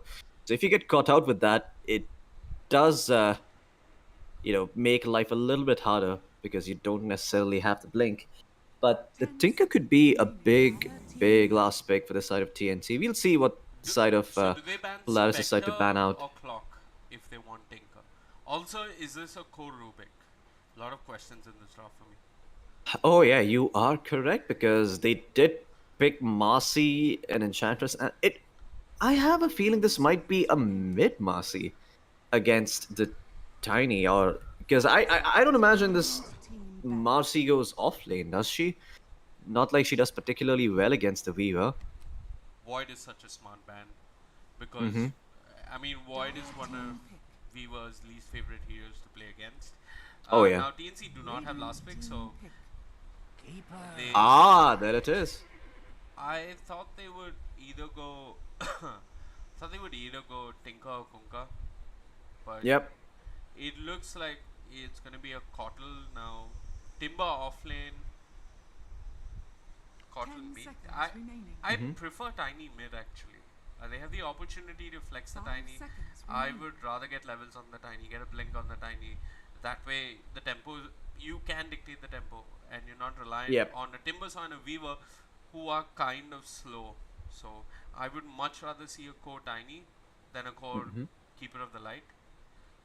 What do you think of? I mean, I do think that it's going to be a little reliant on what Polaris pick here, right? Because once they pick that, you're going to know where those heroes are going. So this last pick is really going to determine where the Kotl and the Tiny go. It's equally questionable for Polaris. One second, Yep. I'm just seeing a Polaris pick, Hoodwink. No. No, they go for the Void Spirit. So that actually might open up doors for the Tiny to be mid. And yet, Bok is going to be the one picking up the Kotl. Carlo. Oh no, never mind. It's actually going to be a mid Timbersaw by Krish. That is interesting. I actually like that pick a lot. That makes a lot of sense against the draft of Polaris. If you look at what they have picked up, they don't have good ways of addressing this Timbersaw. Sure, you've got the pure damage coming in from the Enchantress, but the Enchantress is going to be played by AU, who's on the position 5, so that damage is not going to be coming through anytime soon. The Louch has a lot of magic damage as the Void Spirit early on, so there is potential for him to take down Krish. But Krish, being a Timbersaw in the mid lane, I mean, you can basically tank as many creeps as you want, get those reactive armor stacks up, and yeah, you can just be very hard to kill in lane as a mid Timbersaw. So an interesting touch by TNC, deciding to put the Timbersaw mid, and decent synergy with the Warlock too. I don't know if Polaris will switch things up. I don't know if a switch is even worth it because the choice is between Marcy mid and Razor mid. Natsumi is the safe lane player and Force is the mid laner. So we're going to see Marcy versus Timbersaw. Not a matchup that I've seen a lot, but I think the Timbersaw is going to be okay. No, I think the mid is the Louch on the Void Spirit. No, it's an offlane Void Spirit. Louch is the mid player. Huh. Yeah. It's all right, Vivek. But yeah, so well, I mean, to the uninitiated, the Louch is Mac from the old Adroit, and Natsumi is Natsumi from Adroit. So if you remember, Mac used to be their mid laner, so that should tell you that Yeah. he is. So it's Void Spirit versus Timber. I think. Yeah. This is the kind of matchup where both heroes farm. I don't think Void Spirit can really Oh, yeah. shut down the Timber Saw. Oh, look at this early D wards. Oh wait, they both T-ward each other's wards. I think AU got a. Yeah, AU didn't get a deny. Got the enemy observer. So it's interesting. I mean, to see so many heroes come and contest that cliff. Look at that. Both teams placing sentries. Both TNC and Polaris want vision of that cliff, but they're not going to have it. Instead, TNC is going to wrap around and try and find Natsumi, the Razor. Not ready for this. Carlo and Bok. Oh, they spot him, but they fall back. They're not committing because Force is rejoining and reconnecting with his friends. And Carlo and Bok are completely out of position. Well, let's see The battle begins. what's gonna happen now. Looks like both sides are gonna be getting 2 runes each, just the way you like it. And so far so good. Looks like Polaris and TNC both are gonna be happy with that. But I think out of the 2 lineups, the one who's on more of a timer is probably the side of Polaris. They probably don't feel too comfortable going into the late game with a Razor and the Void Spirit unless they manage to accumulate some sort of net worth advantage early on. I mean, this Void Spirit has his work cut out for him, right? He has to get the Axe Scepter. The Silence is very, very useful versus the Weaver. And I think his job, what he'll primarily look to do is try and punish the Throttle. AU starting out with the Enchant at level 1 and it's doing a lot more damage as opposed to taking the Impetus. Carlo has started with the boots on his Tiny. He went for the tree grab, which is what Tinies do nowadays. You can deny a wave. If not deny, you can just trade on the side with the enemy support or the enemy core. Although toss has its applications because you can just toss away the Razor, make the static link look really silly. But it's a plus Carlo. level 1. Yeah, Polaris. They might just find first blood. Carlo sitting with a 3 in hand gets caught looking really silly. As Natsumi gets first blood, it's not the start you want. Yeah, and the Razor was hitting hard for some reason. Let me have a quick look. That makes a lot of sense. So the Enchantress went for the Blightstone level 1 against the Tiny, who has 0 armor, by the way. So he does end up being, well, rather squishy early on. Can't die, but Bok has to be a little careful. The enchant is available, and there you go. AU, with its application, will be able to find the Cortal as they get 2 quick kills in less than 2 minutes in the bottom lane. Polaris off to a fantastic start for the Scary Razor. Exactly what they need against the lineup of TNC. They do have the late game Did you insurance, see but Carlo snipe the courier? yeah, the tree throw, really, really clever. I feel like this is a lane that's only going to get worse for TNC. I don't know, maybe if the Tiny gets like level 6, they have, or level 4 at least, they have some kill potential on the Enchantress. But other than that, Natsumi is largely going to go uncontested. I mean, Bok is hoping that he gets CS with the Illuminate because the Razor, pretty much having free farm, the wave is always going to be pushed in. Radiant's bottom tower is under Yep. attack. Yeah, mid lane, Void Spirit versus Timber Saw. It should be a thorough snooze fest, but it's up top where Polaris get their 3rd kill of the game. Marcy and Rubik. Oh yeah.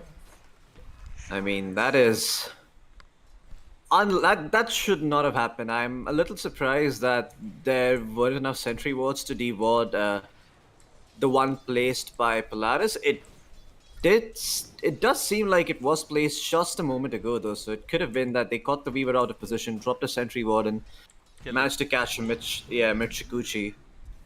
And yeah, that's another thing that we forgot to talk about. I mean, the Rubik playing against the Weaver, he gets to steal Shikuchi, and another very good spell. Gonna be very annoying to deal with. Gonna be a constant source of damage. Could also potentially catch some of the heroes which are difficult to catch, like the Warlock and the Kotl and whatnot. So yeah, I mean, lots of layers here for the draft of Polaris, where they have all of these different options to take fights, which is what they seem to like doing. And AU, Gonna find the Mind Stealer early on. It does give him a fair amount of mana regen and also the mana burn. So gonna Steve. I mean, his lane is gonna have the mana advantage if he does go back to lane with it. That is, but Natsumi, love the awareness from him. The Caudle, he's pulling the wave, so Natsumi is gonna take that creep wave, skip it, take it to his own creep wave next, and that way, all that Bok really gets was what he would have gotten anyway, which was just one single creep wave I for think himself. eventually the equilibrium meets favorably for the Razor, right? Oh yeah, Because I- the Caudle wave, Bok has pulled a wave himself, but I think, okay, if he's pulled it quite deep, it might not work out exactly as Natsumi is expecting it. Okay, but AU's gotten another wave. Jeez. Look at where they're farming. Bok Yeah, is that farming is- at his tier 2, and so is Natsumi. yeah, that's a little nuts. Now, one thing that TNC could have done to punish this was that Carlo with the tree grabber, at least just with the right clicks, could have started to maybe hit the tier 1 tower early on, deal some fair amount of damage to it. But AU, Uh-huh. he's already wise to those ways, and he's gonna pull the creep wave back again for Natsumi, and they're gonna deny another wave next to the tier 2. Are fortified.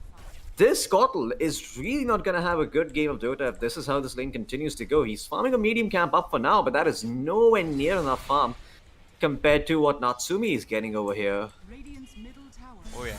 TNC struggling, but Oh, I got wow, that. I okay. got that. I got Solo that. kill. Yeah, I mean the Rubik was there, so Polaris did respond. They knew that the Timbersaw was becoming an issue. It was just the Chakram and the Whirling Death at a reasonably close range, and Krish gets a kill. He's looking for more. Xavius has got to respect the Timbersaw. No points in the Timber chain just yet, but he's got the Infusion Rain drop, so mana will not be an issue. And Krish, I think he's got another kill here effectively. Carlos Wow. comes in, the 3 thrown in from range, not really necessary. Secures the kill. And Krish is going to find the haste rune early on, so Dire's middle tower I mean, is under attack. that is amazing. The Void Spirit being shut down in every way imaginable early on. Now Lil Ouch is looking to skip the wave instead, similar to Bok in the bottom lane. So, all things considered, TNC not having a bad time at all. They might have not had a very good off lane, but their mid lane seems to be doing great. And Krish, I wonder if this can translate to him, being effective and useful for his team, perhaps forcing out a couple of rotations, enabling them to get some farm on the map, because once this Timbersaw has something like a hood, he is very survivable against the draft of Polaris, who early on only really have magical damage to take down this Timbersaw.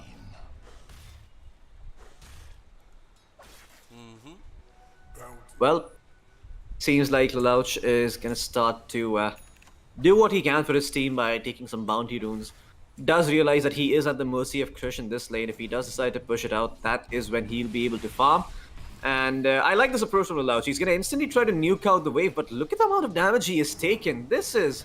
I'm not even sure if that is worth it. Lelouch he's got a bottle charge, he's got a fairy fire and some raindrops, but he's being forced to play very defensively as the Void Spirit. Top lane in the meantime, they do manage to find Mavis, and Asta could be next if he's not careful. He's got the Shikuchi, he's got the Falcon Blade, but the Dispose is gonna be there. Does he chase for it? Well, doesn't look like he... Well, okay, looks like Xavius will kill himself, and that will give Asta level 6, so he will live in turn.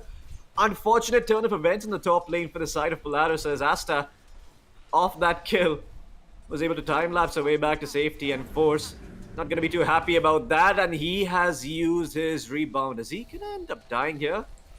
Well, I mean, Asta could commit. He's got 1 charges, he's got the Sukuchi, but he's not going to die because he knows that players will be respawning. But look at this, bottom lane, Natsumi in the middle of nowhere. Carlo can keep punching away at this Razor, and Bok is there with the right clicks if need be. AU also joins this nonsense. A Spirit Vessel, not a Spirit Vessel, excuse me, an Earn Charge being used on AU as he does run for now when Avalanche is available, but Carlo will not commit it. Back in mid though, Krish, this time they pick a matchup for him where he can have a much fairer chance at winning the matchup.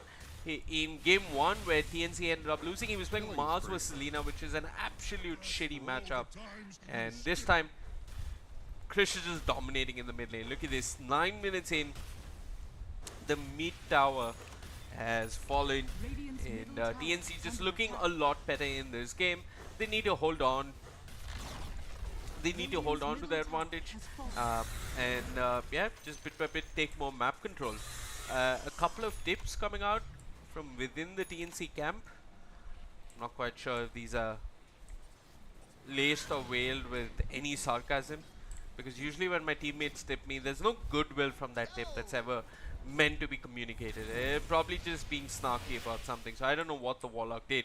Natsumi, well, he is in no man's land, and Lelouch, he's been stunned up. He's going to turn though with that astral step, and now he's turned towards Krish. They'll toss him out of position. Now the magic damage is a bit too much. Nearly 500 gold being split amongst those heroes, and Carlos feeling the pain. Natsumi just shitting on him with 107 stolen damage. Polaris get a kill, and it's an important one as they find Krish, and they also find Carlos killing spree. Yeah, that is big. Natsumi managing to find those 2 kills. I mean, Krish is in a spot in this game where he can't really afford to die too many times, because he's sort of the only hero who's at a good lane, and Mavis is also going to be taking down the Marcy. Just makes diving towers a lot easier with the dispose and the rebound. Yep.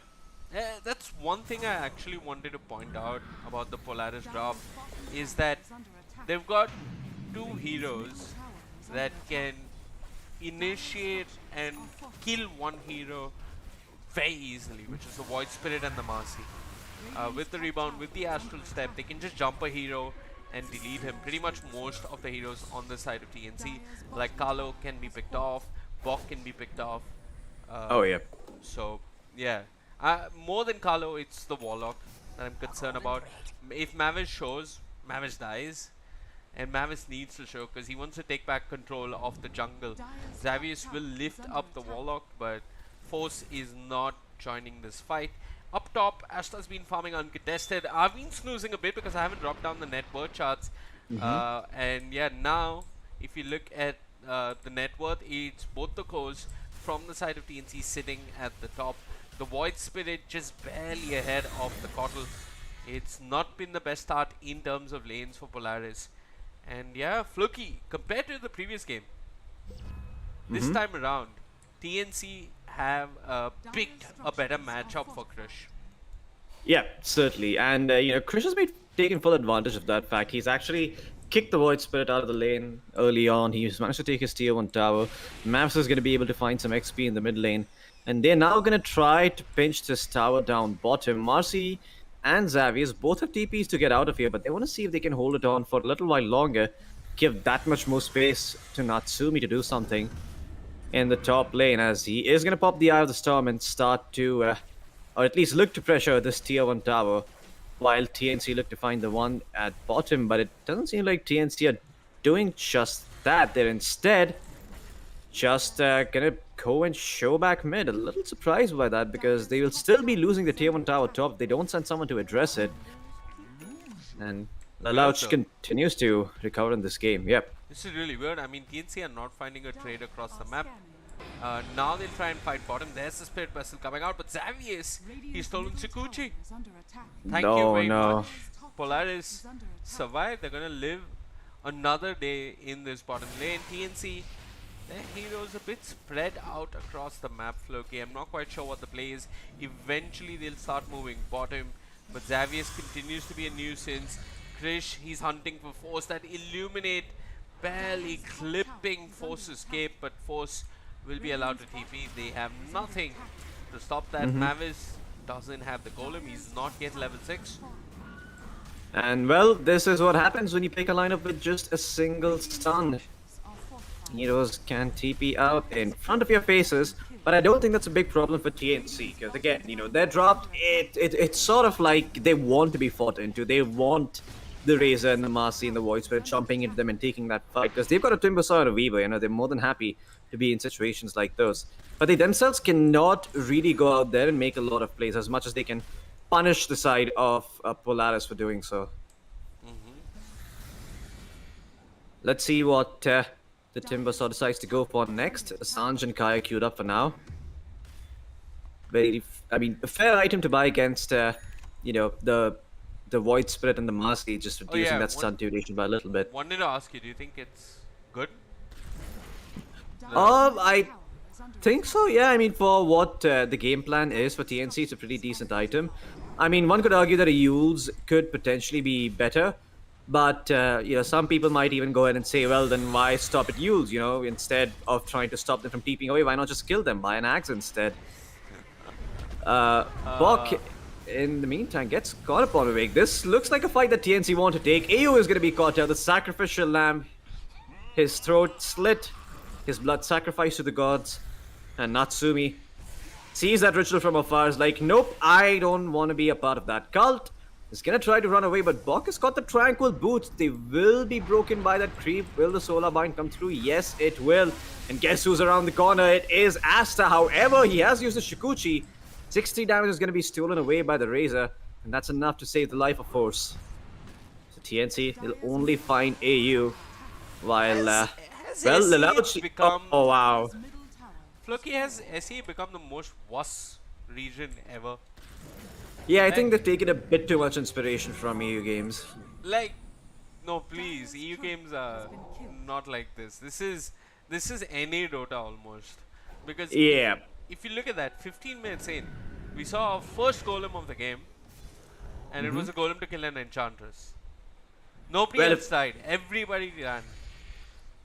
I mean, look, if this is what it takes for, SEA to win a TI in 5 years, I'm all down for it. I mean, NA, most passive region in the world, eventually they did win a TI, though, on the back of PPD and Smelt. But, yeah, if this is what is needed for them to win, then I'll be more than happy for the side of TNC, for the side of SEA to get a TI under their belt. But I doubt that's going to happen. I do think, however, that SEA has become more of a worse region. I don't see the players. T1 loves to farm. I think Oh, SMG is a bit different. Anyway, Polaris, look at this. A beautiful gank. Initiation by the Aether Remnant as he'll find the Warlock. Phenomenal stuff coming out. Now, Krish is in the middle of nowhere, but he's got Carlos by his side. The Avalanche stolen. Rubik will return the favor with the Fateful. That's a lot of magic damage. Carlos will melt, but Krish with the Chakram will manage to pull it back. He has found Marcy, and they want to go back in. Natsumi's got the Eye of the Storm. The Illuminate is there. Bok comes in with the Spirit Vessel. High impact plays by the Kotl, but no one will die. And Xavius with that Avalanche, they need to get rid of him. He steals the Timber Chain. Excuse me, the Whirling Death, but that's about it. Bok with the Illuminate will secure the kill. And at the end of it all, TNC, they lose a Tiny, but they find a core, they find a Rubik, and they baited out the Aether Remnant. Oh yeah, I mean, good fight for the side of TNC. They're happy to be in situations where Razor pops his BKB and doesn't really find anything. I mean, sure, they got themselves a Tiny, but this Razor is not going to be able to snowball and have the game that he wants to have. He's going to have to quietly farm for a while, pop every single Eye of the Storm to hit some ancient creeps, and then once he has a Refresher Orb is when he can look to be a real nuisance in these fights. But Asta is going for that Linkage Sphere eventually, and if you look at the draft over on the side of Polaris, not a lot of ways to break that on a Weaver. Short of, the Static Link and the Dispose. Maybe a couple of Rubik spells, actually, if you have good vision on him, but I imagine Asta is gonna play a bit conservatively and only make plays for the Razor. Yep, I think if you're TNC, you should recognize that the Razor's not got enough with just the BKB, but it's actually Polaris that will try and up the tempo as they find Mavis all by himself, and the Illuminate in the end inconsequential, excuse me, as TNC can't do anything to protect that Warlock. Yep. Oh, Xavier's Soul Chakram, this is kind of huge on Rubik. Doesn't have the mana pool to sustain it though. Carlo down bottom. Well, he was getting beaten up, but there comes supports. Reinforcements are here. It's the Weaver, but that's about it from the Weaver. Xavier's TPs with the Chakram and Force with the 1-2 punch coming out from the Unleash will get the kill. Oh, yeah. And, this Marcy is also going to be a big nuisance in these team fights to deal with, especially if the Timbersaw shows up without any reactive armor charges. It's actually fairly easy for the Marcy to put that Timbersaw down to half HP. But a third of his HP. I mean, you're assuming that this is a fight in isolation where the Timbersaw doesn't Timber Chain, where he just stands there and he takes multiple punches to the solar plexus, which is possible, but like really unlikely. I also feel that the Marcy is going to be looking to jump the Warlock. Polaris, they smoke, but then there's so much phenomenal initiation that they can't do anything afterwards. Also, they see the Timbersaw, so they really don't feel comfortable about going on the Timbersaw. They're looking for an easier kill. I think killing Bok would be worth it, because all said and done, this Kotl has got himself a Spirit Vessel and an ADOS. He's been farming away quietly, Floki. Yeah, I mean, I actually saw the crown and the staff of wizardry queued up, and I thought to myself, oh, he's going for a Dagon, which is nice, but nope. Instead went for that Atos. Mavis will die again, a BKB pop for that. Yep. You have to ask if it's worth it or not, but as long as it puts him closer towards the refresher orb, I imagine it is worth it for Natsubi to get these pickoffs here and there. It's interesting though, Floki. I mean, like, Polaris are trying to force fights, commit BKBs at this stage of the game to get kills onto Warlocks and whatnot. I'm wondering why. For now though, I completely get what Krish is trying to do. He's trying to defend that top tower. He also found an easy frag, or so he thought, but Xavius with the lift will stop Krish in his tracks. Elsewhere, Lelouch as well as Force tag teaming this Tiny. Carlo does have an essence doing the rebound and the Aether Remnant both off the mark. Skill shots require skill, and the Avalanche doesn't, as Carlo gets a little bit of distance, but eventually he's going to tick down as Lelouch will get the kill. Krish elsewhere though, he's found the kill on AU. Yeah, and again, TNC just going blow for blow against Atlantis. It's like, well, I'm not sure how the Sunny Listen and Muhammad Ali fight panned out, but I do imagine. Sunny side up and Muhammad Ali? What? No, the Sunny Liston and Muhammad Ali fight panned out. Okay. But I do imagine it was something like this until Muhammad Ali eventually, whooped him What and did he do? He made beat him to the ground.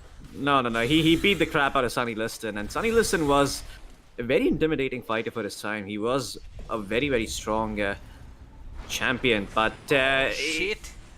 Yeah, boxing fights aside. Bok could have used his vessel.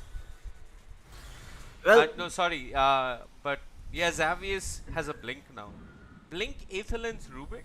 If he starts to reach that point where he has Ags, I kid you not, Floki, a Rubik with 2 abilities is really painful to play against. Bok gets caught out, they're going to quickly burst him down.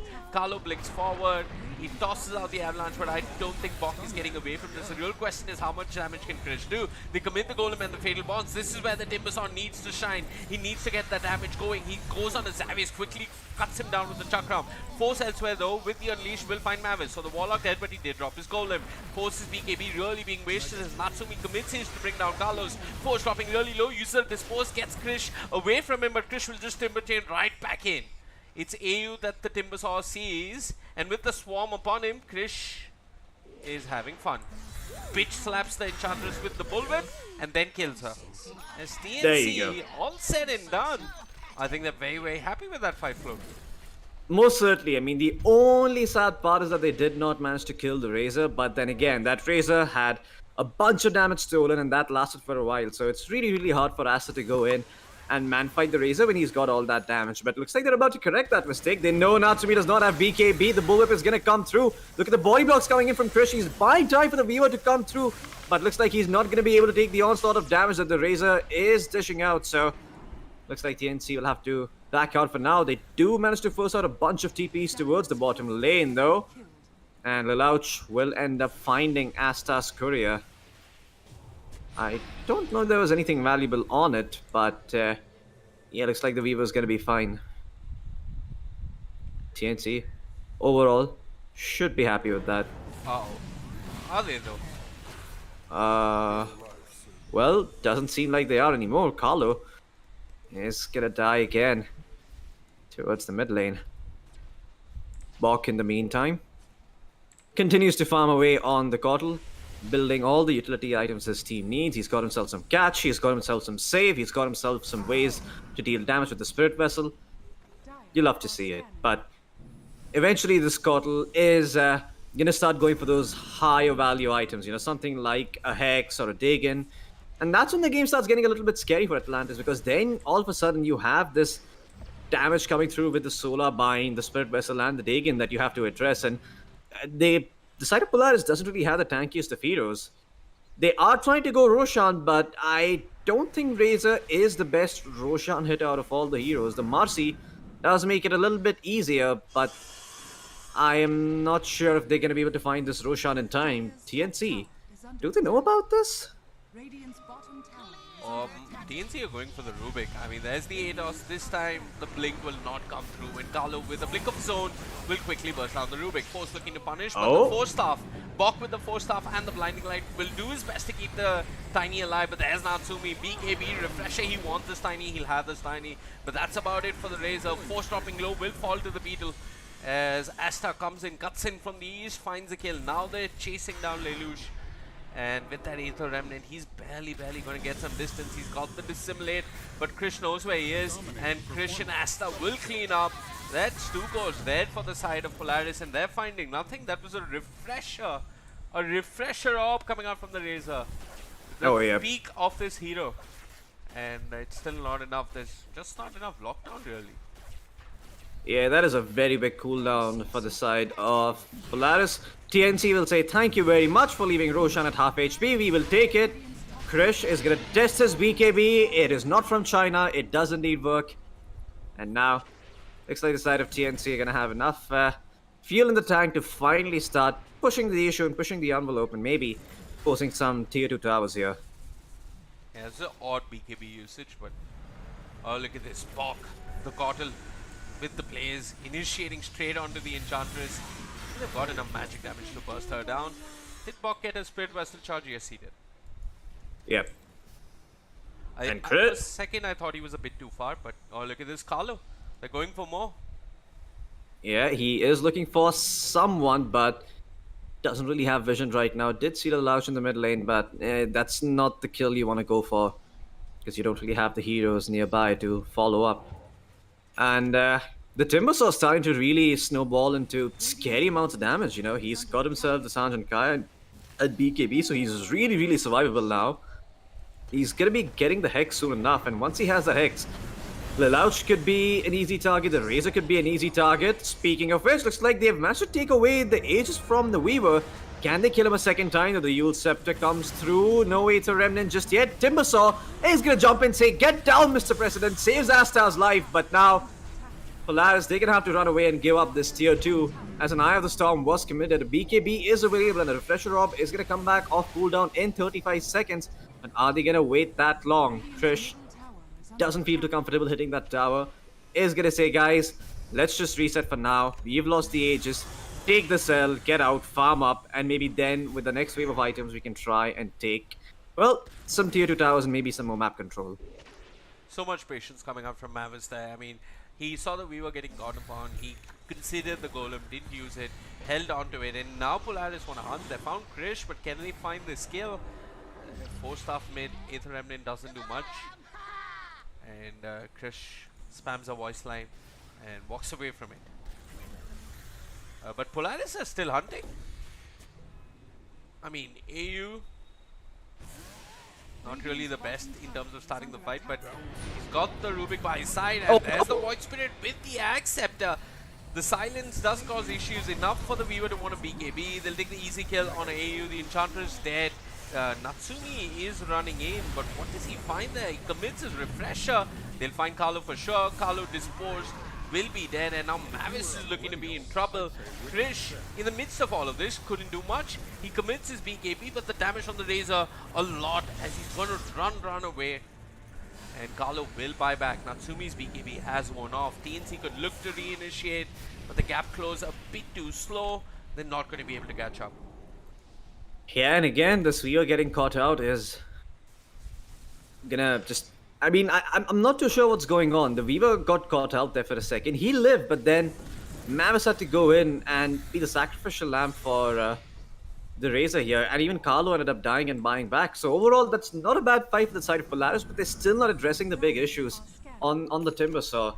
I mean, you could see he was just able to Timber Chain away. There was no Orchid. There was no way of getting the Timbersaw and, you know, taking him down. And Orchid does remind me there really isn't a Dispel available on the side of TNC. So perhaps an Orchid on the Marcy could spell a lot of problems for Krish here.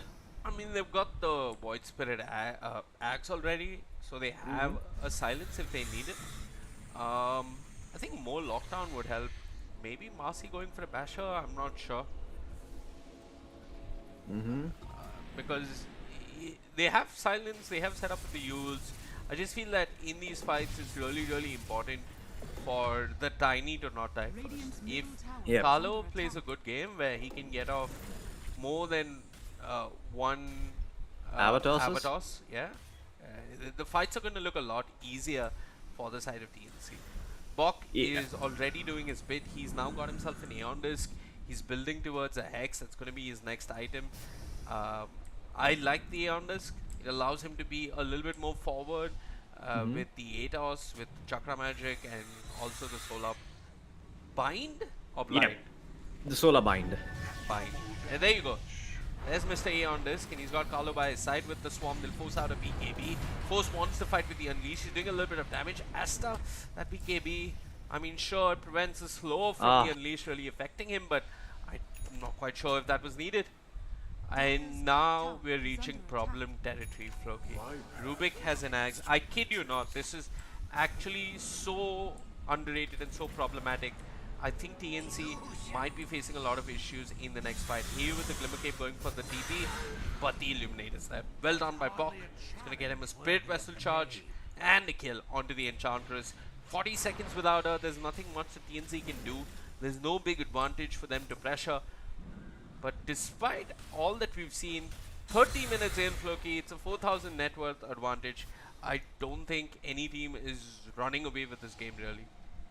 Yeah, and again, you can start to see that TNC, oddly enough, despite the Warlock, Timbersaw, and Weaver cores, are running into some damage issues. They're not really able to reliably deal damage to the Razor as well as the Void Spirit because they don't really have any good ways of catching them. So they are remedying that to some extent with a Hex on Moon, which is going to be coming up next, as well as a Hex on the Keeper of the Light. Yeah, but then I mean, I don't know if those hexes are going to be enough to get those zeros in time because when Timbersaw...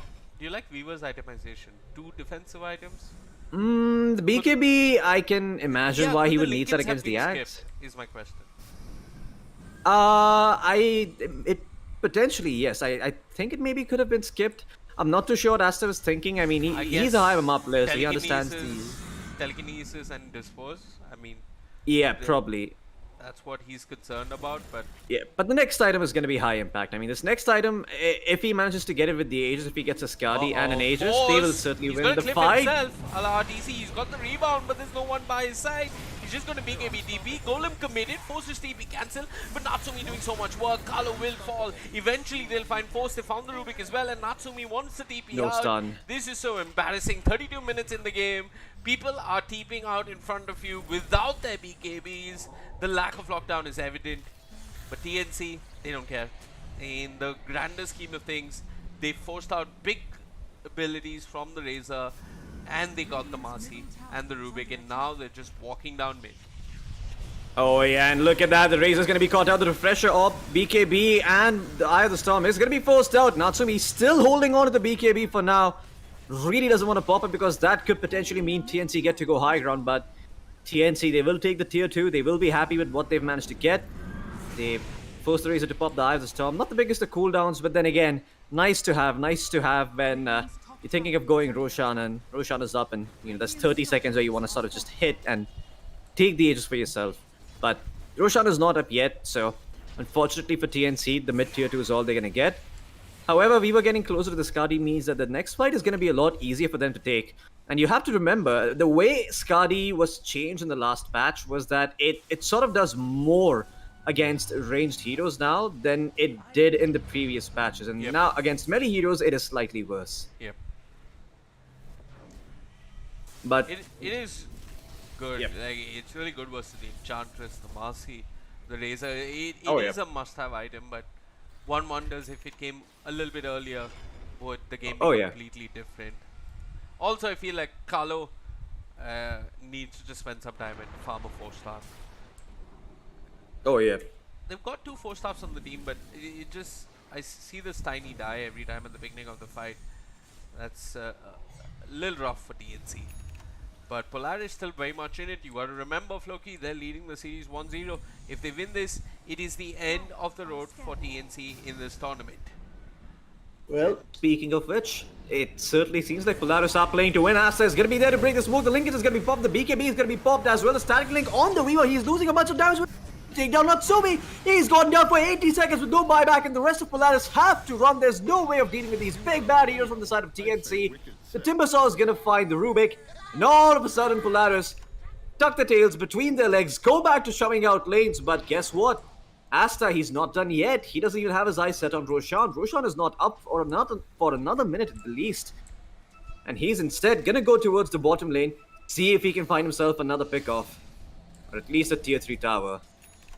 Yeah, they can push, they can force buybacks. The Radiant do not have a glyph to work with. So Uh-oh. Oh, The mid lane. Marcy. I think Yeah. Force is dead, no BKB to work with. This Kadi is hurting even though he's just a melee hero. And the silence coming out from the Void Spirit and the Resonant Pulse barely makes an effing difference. TNC get the kill, and now they're hitting tier 3s. There's one more fight left in Polaris, and that has got to be the fight of their lives if they want to hold on to their undefeated streak so far in this series. Krish is just going to blink forward. The Hex is there. Carlo this time with the follow-up. Lelouch, he's so low, but he's barely going to get away. The Solar Bind there, but eventually the Chakram will clean him up. He's dead for 68 seconds. He's got buyback if he needs it. Both Force as well as Lelouch, they've got their buybacks.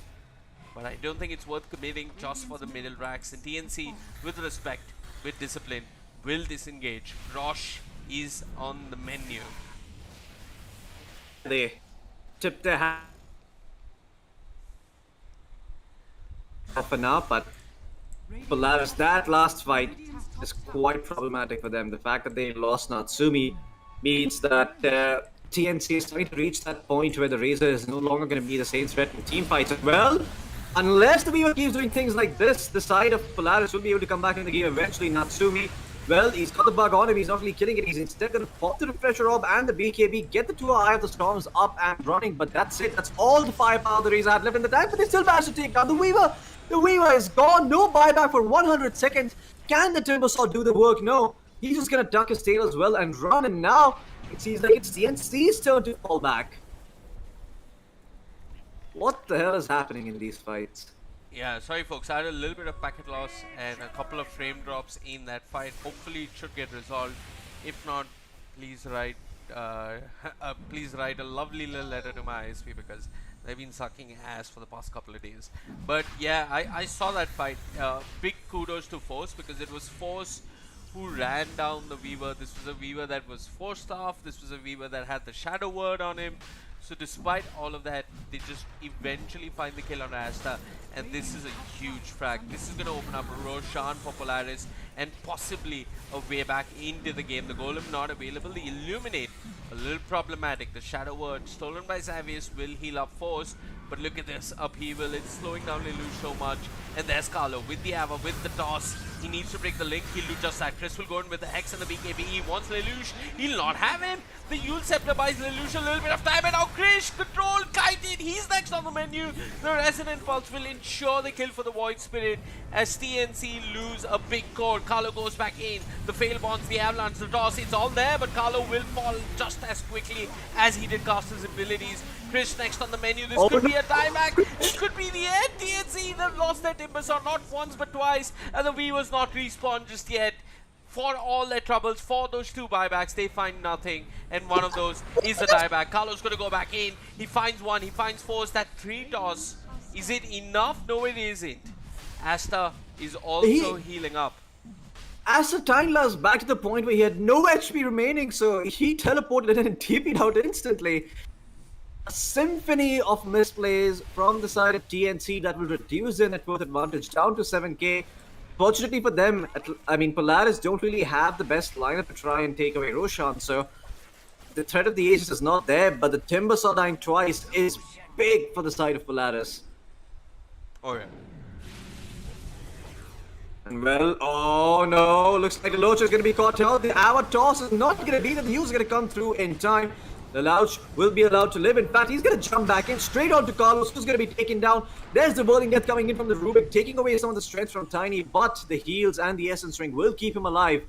And with that, Roshan is opened up again for the side of Polaris, as they will be able to go back in with their high HP, hopefully take it down, but what they're majorly looking to do is force a fight because they can't really take Roshan themselves.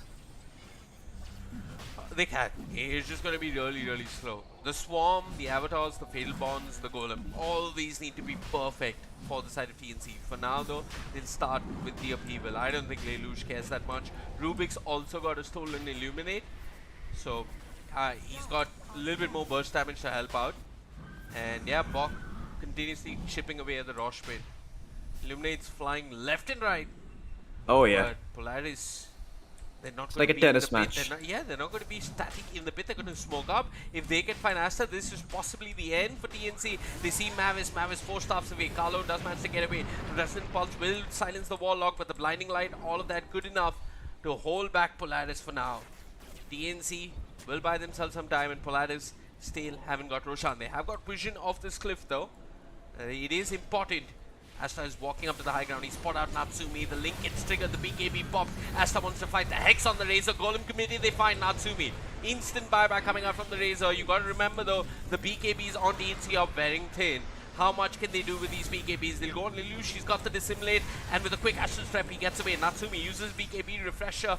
All of that being used will dispel the Spirit Vessel. Turns towards Bok. Bok does have the A on this, so he's going to be okay. The heals from the Warlock, huge. I believe he's got the shard. He's got the AoE Shadow Word heal. Illuminate coming out from the Rubik. Krish has got to be careful. He gets stunned mid Timber Chain, and now with the Aether Remnant, they're controlling him. The heal's there from the Illuminate. They're trying to bring down Krish. Krish eventually gets a Lincoln's Orb upon him, and he does manage to get out. Carlos blinks in and uses the Yule Scepter, and all of that panic enough to force out a buyback from Marcy. Both these teams are at the cusp of either victory or defeat, and they can smell it. The Avalanche enough for Lelouch to initiate. Carlo still alive. Shadow Words being tossed out. Swarm into the pit. They see Xavier's TP. Do TNC try and force the issue? Carlo, will he blink blindly up into the high ground? Is he man enough or rock enough? I don't know. Yeah, and Asta, he's got buyback now, so TNC have a very, very clear advantage as of this moment. If they manage to take the Sages, Polaris will most certainly have a very hard time to try and take the next fight. They do manage to catch the Weaver with the Remnant, but no one is enraged for the follow-up just yet. An Eye of the Storm is available on Razor, but he's only going to have the single one, as the Refresher Orb is on cooldown for another 90 seconds. And Asta gonna get Roshan by himself, while the rest of TNC look for a pickoff. They managed to find Lelouch. He was gonna be hexed up, but no, the Dissimulate is gonna be there, as the Astral Step is gonna be there as well. He's able to get back to safety, but now Natsumi is gonna get caught out with the Hex. Does he have a BKB? Yes, he does. He is gonna pop it. The Timbersaw will take down the Void Spirit, but now Natsumi looking to turn around and fight against Asta. He's dropping low. The Hex is gonna be there again from Trish as the BKB wears off, and that is it. No Natsumi for 120 seconds. A dieback on the Razor, as TNC now looking to close this one out, but no, Krish, he's gonna get caught out as well. He's gonna get up by the Lelouch as well as AU with the Impetus. 90 seconds, no Krish available for the side of TNC, but Lelouch is gonna pay for his sins. Hexed up by the Cautel. Is the cleanup gonna be there? No, he's still surviving with the Dissimulate. The Rubik picks him up, throws him on the high ground. The Avalanche is gonna come through. The Yule Scepter is there. Asta really wants to fight the kill. He's not getting the right clicks off. Oh no, that is massive. Lelouch is going to be able to live as a result. AU will fall, but I'm not sure if that's going to be enough. TNC, they find 3. 70 seconds where there's no heroes on Asta. Well, there are two, on Polaris, sorry, but I'm not sure if that's going to be enough to hold on to their high grounds. They got themselves some time, really. I mean, with the time the Void Spirit bought, they are still not going to be able to do much of significance. They've got that Glyph. If they want, they can commit it now, but they do Siege Creeps, and there's also the Cottle continuously healing up the wave. So, yeah, they're going to try their best. The Rubik with the Stolen Illuminate doing work, but it's still not enough. The Siege Creeps are alive. Lelouch is hexed. Knocked about with the Blinding Light, the Swarm upon him. He's now going to go back in. He goes on the Weaver. The Weaver does have the Aegis, so he doesn't really mind. He's going to use the time lapse, turn towards the Rubik. Xavier is controlled with the Aetos. Is okay, because Bok was the only one chasing. Asta, I mean, these Aether Remnants are a bit of a menace, but I don't think TNC mind too much. They're going to claim the racks and they're going to start swinging towards bottom. Carlo has taken care of the outpost, so Krish can TP, can join his team. These hexes on the side of TNC really doing a lot of work, as Polaris have one more fight left in them. And TNC, are they... Okay, are they going to smoke and run through mid? Is that the player? It looks like a fake back of sorts. It does. They could have potentially found the Void Spirit here, but yeah, TNC instead, I'm not too sure what they're trying to do. They've smoked up and they're now sitting on the triangle, but Polaris are not going to go outside the base if they know what's good for them. Only Natsumi is making his way out, and that too with the smoker to see it himself. So yeah, TNC, not sure if this is the brightest of ideas, but they're going to try to make it work. Okay, it works, it works. They get the Rubik. Rubik dead. Hex, he's got buyback if he needs it. EU with the Spirit Vessel upon him. The Glimmer, I don't know if it's going to be enough. Krish will just Timber Chain forward. The Chakram, not even needed as they find kills on both the supports. There's the Void Spirit causing chaos. A big streak of purple across my screen, but purple resulting in nothing. Purple, this time not the color of death, as Asta and the others from DNC will just stay, hold their ground, and push for the final lane of racks. Carlo patient, can initiate when he wants to. They go on the Rubik. Carlo blinks forward, gets disposed. I'm not quite sure if that was the play, Carlo. Really questionable. The tiny dies, the golem gets dropped. Asta and the others want to scurry away, but Lelouch causing problems as he finds Mavis. The golem upon death, not enough. The Warlock is actually going to buy back in all of that. And remember, Krish did use his weak AB. TNC, a little throwy. And but the big problem is that Natsumi, he's popped his refresher off Vivek and he does not have any other storms the next 30 seconds. They're all running out. TNC, they will most certainly get this bottom racks. The question is, can Polaris do something about it? And without the Void Spirit really jumping in and trying to take down Asta, the answer is gonna be no. Oh man, this is rough.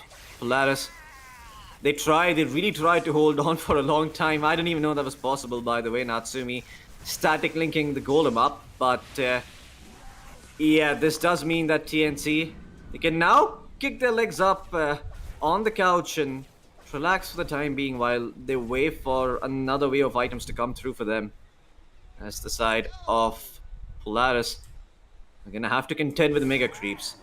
Now, even though they have mega creeps on the side of TNC, Polaris have got a few fair ways to defend about this with the Chakram as well as the Illuminate, and they're not going to call GG just yet. They're going to find a way to play this game out, and Lelouch, it's up to him to try and find some of this key pickoffs on heroes like the Weaver and the Timbersaw. Sure, he can't solo kill them, but as long as he can set up the Mercy to dispose and dish out some damage, I think he'll have done enough, so that's probably what Polaris are going to look to do now. But TNC, that does rely on them splitting up, and they're not doing that. They're instead like apes together strong. They're going to group up instead and try and take the final remaining towers on the side of Polaris, the tier 4s. Oh yeah. I think there was a small gap where the Razor and his big items were on cooldown. Maybe that is something that TNC could have tried to use that timing around, but no, it's okay. They just group up, walk into their base, eventually take this fight, push out the lane slowly with the Illuminate, bleed out Polaris bit by bit, remind them that not having stuns is never a good idea. Oh yeah. Yeah, I mean, if you look at like the last fight, the issue for this Razor is he's using his refresher, he's using the Eye of the Storm, but there's just no one to hold them in place so that no one to hit. So that the Razor can do his damage. Pretty much, and I think you hit the nail on the head perfectly there. Not a lot of spells that you can steal from TNC as well either, by the way, that you can use to disable your opponents. So the Rubik, also not a reliable source of lockdown. Uh-oh, Natsumi getting caught out with the Hex, but the Rubik is going to be there with the save. The Ethereal Blade is going to come through as well. Okay. The Weaver being disposed of. There's the Warlock Golem being committed, and they will manage to find, well, Xavier. Xavier is going to be taken down here. Carlo, flowed by the well, the Marcy it seemed, but now Marcy is going to be in trouble. The Solar Bind is upon her. There's the Glypnir as well as the Marcy gets taken down. Natsumi, that's going to be his buyback. He's going to pop his 2 static links. He's got the BKB up and the Refresher up, but the Weaver, he's just going ham, even though his damage was being stolen. Well, it's actually not his damage that was being stolen, but the Timber Saws rather. He's going to be able to take him out. Bok gonna drop away all of his items. GG is called. That's it for game 2. TNC will take this one and even out the series. Good stuff coming up from TNC. They gave Krish a better matchup and he delivered. Also, I mean, Bok has been an underrated phenom in this game. He's really done a lot on the Kotl, and hats off to him. If it wasn't for Bok and the Spirit Vessel and those constant solar binds and whatnot, his game could have been completely different. Also, Carlo can be a little better in terms of his positioning. Sure, I mean, Tiny dying does buy a lot of space, but he could definitely die less and stay alive more if given the chance. But also, I think with the offlane Kotl, you're kind of forced into those kind of positions. All the hexes that came out from TNC and all those 4 staffs, those items were the real MVP of this game for me. Oh yeah, certainly. I mean, they were able to keep. I think there was one fight where they went on the Warlock, and the Warlock was kept alive purely by the number of 4 stars that they have. I think he got 4 stars thrice. There was one on him. There was one on Bok. There was one on Carlo, and the Warlock got 4 stars thrice and lived as a result. He didn't have an Aeon disc until the end of the game, by the way. So yeah, Mav is just being kept alive by his teammates. But Polaris, I mean, they look good for like the first 15 or 20 minutes, but then the Marcy really failed to get off the ground. And that sort of happens in matches where you're a Marcy who is not really getting a lot of fights. So unfortunately, for now, it seems that TNC, or rather fortunately, if you're a TNC fan, are going to be taking the second game, and we will be going to a game 3, Vivek. Yes, we will be going to a game 3. I'm going to leave chat with some music.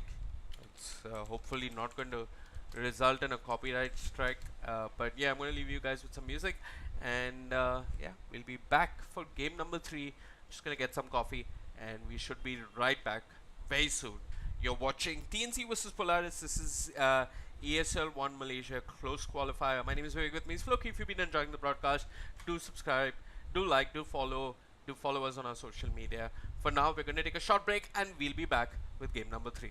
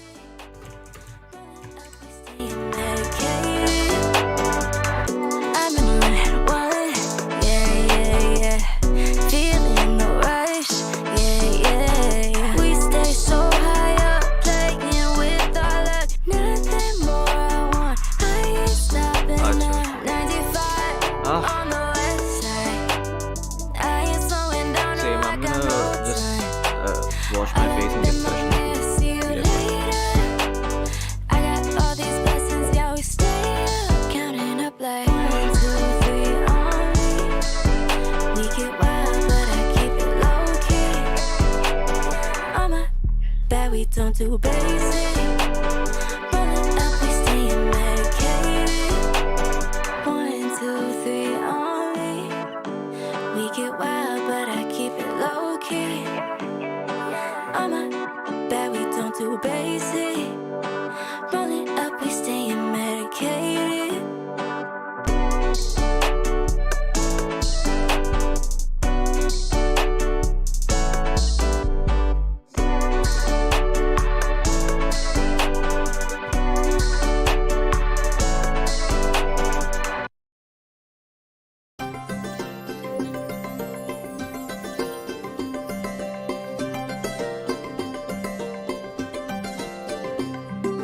மருதாணி வாசம் வீச விருந்தாளி வீட்டை சுத்த சந்தோஷம் குறையா போகாது முட்டாயி வெத்தலை பாக்கு மொய் நோட்டு சீனி தட்டு முறவாசல் முன்னே குடியேறும் பந்தல் நிழலா சூழும் துணையாக தோரணையும் செவ்வாழ மரமோ சேரும் பழவண்ணம் பூசி பளபளக்கும் வீட்டு சுவர் பசிச்சா எங்க நல்ல சோறு ஊர் மக்க ஒன்னா கொண்டாடும் ஒருவன் ஒருக்கு சேரும் சந்தோஷம் குளத்துக்கர கோயில் மேடையில ஒரு கல்யாணம் ஊர் மக்க ஒன்னா கொண்டாடும் ஒருவன் ஒருக்கு சேரும் சந்தோஷம் குளத்துக்கர கோயில் மேடையில ஒரு கல்யாணம்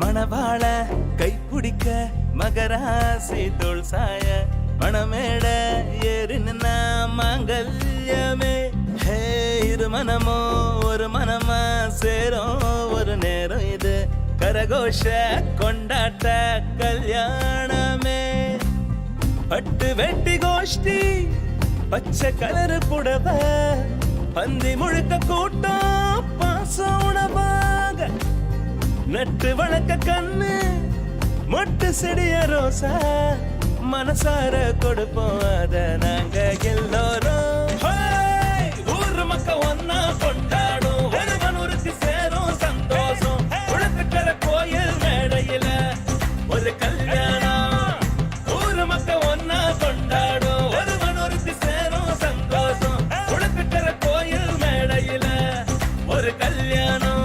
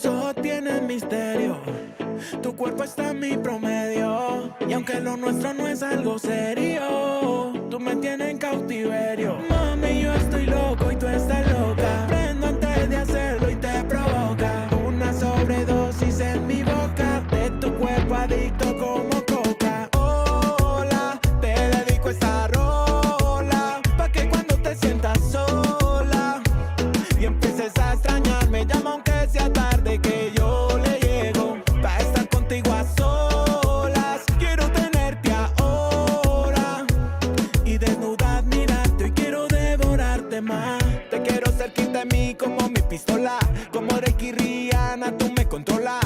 Me tiene encendido como farola. Vive en Orlando aunque se burie de Carola. Mami, lúcete, tócate, baila pa' mí en el VIP de la disco, ven, mátame. Arrebato por ese cuerpo, lo mueve, tiene talento cuando está encima de mí. Quiere que se lo haga una y otra vez. Estas ganas de ti, mami, ven, cúrame. Ese gistro mojado y yo que tengo sed. Me encanta como en 4 eso se ve. Mami, yo estoy loco y tú estás loca. Prendo antes de hacerlo y te provoca. Una sobredosis en mi boca, de tu cuerpo adicto como coca. Hola, te dedico esta rola, pa' que cuando te sientas sola y empieces a extrañarme, llama aunque sea tarde que yo le llego, pa' estar contigo a solas. Quiero tenerte ahora y desnuda admirarte. Hoy quiero devorarte más. Tus ojos tienen misterio, tu cuerpo está en mi promedio. Y aunque lo nuestro no es algo serio, tú me tienes en cautiverio. Mami, yo estoy loco y tú estás loca. Prendo antes de hacerlo y te provoca. Una sobredosis en mi boca, de tu cuerpo adicto como coca. Hola, te dedico esta rola, The draft is live.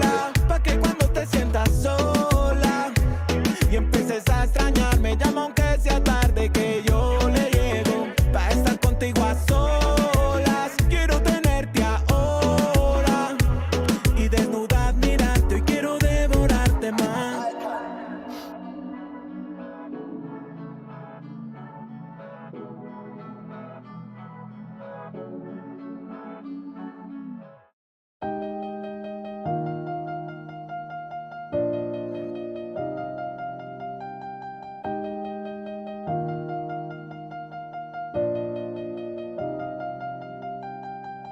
Round 3, you're down and I'm bleeding.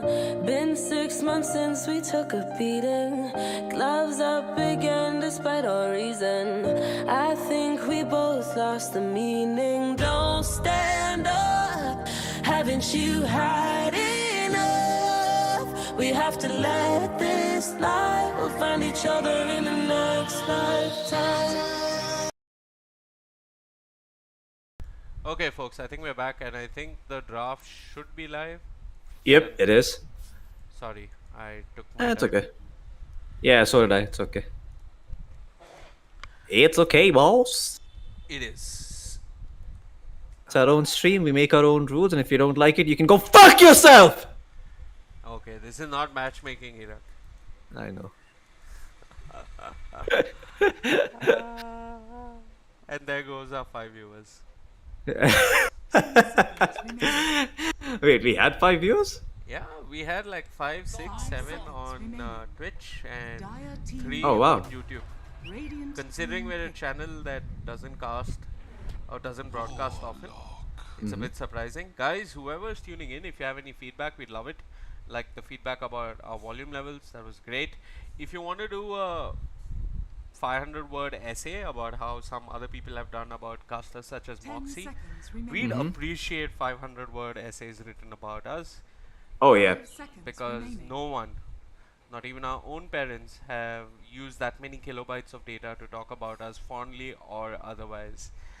Because in the grander scheme of things, we're irrelevant, because what is relevant is map number 3 between TNC and Polaris. Oh, yeah. For the rest, for finite existence, this is what truly matters. Watching Dota 2 games and casting Dota 2, because all in all, we're all just another brick in the Shit, wall. you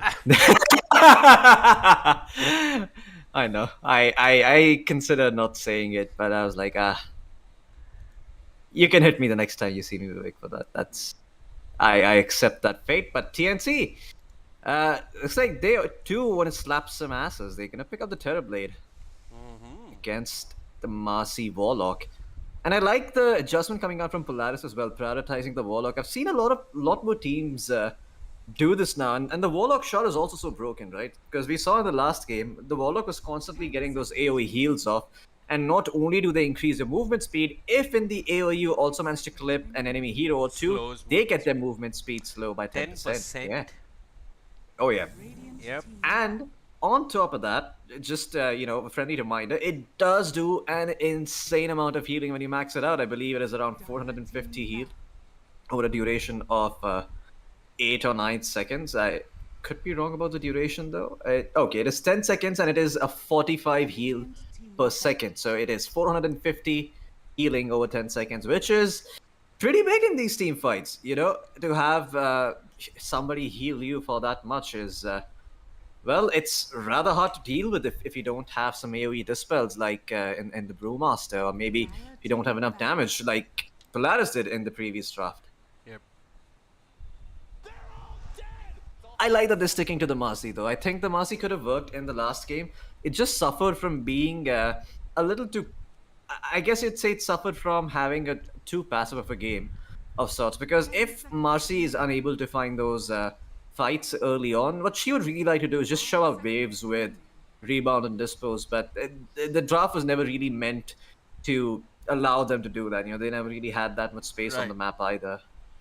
And also, I mean, the issue for Marcy and what was also an issue for Razor was the fact that the supporting cast didn't really provide easy lockdown, right? Yeah. So, if I feel like support picks are so important. Like Warlock as a support pick is a huge pick, not because of his abilities, but just because you make your opponents you make them ban heroes that they normally wouldn't ban. Yep. Just because you see a Warlock, you're like, oh, do we ban Ember? Do we ban Zeus? Do we ban Bristleback? Do we ban Timbersaw?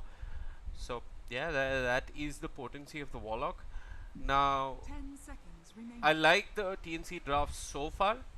Mm-hmm. Unfortunately, Puck's been banned because Puck would be so good versus all these heroes. Yeah. The Rebound, the Ember, all of them, so much value of these 3 heroes revealed by Polaris would be shut down because of the Puck. So there's no Puck.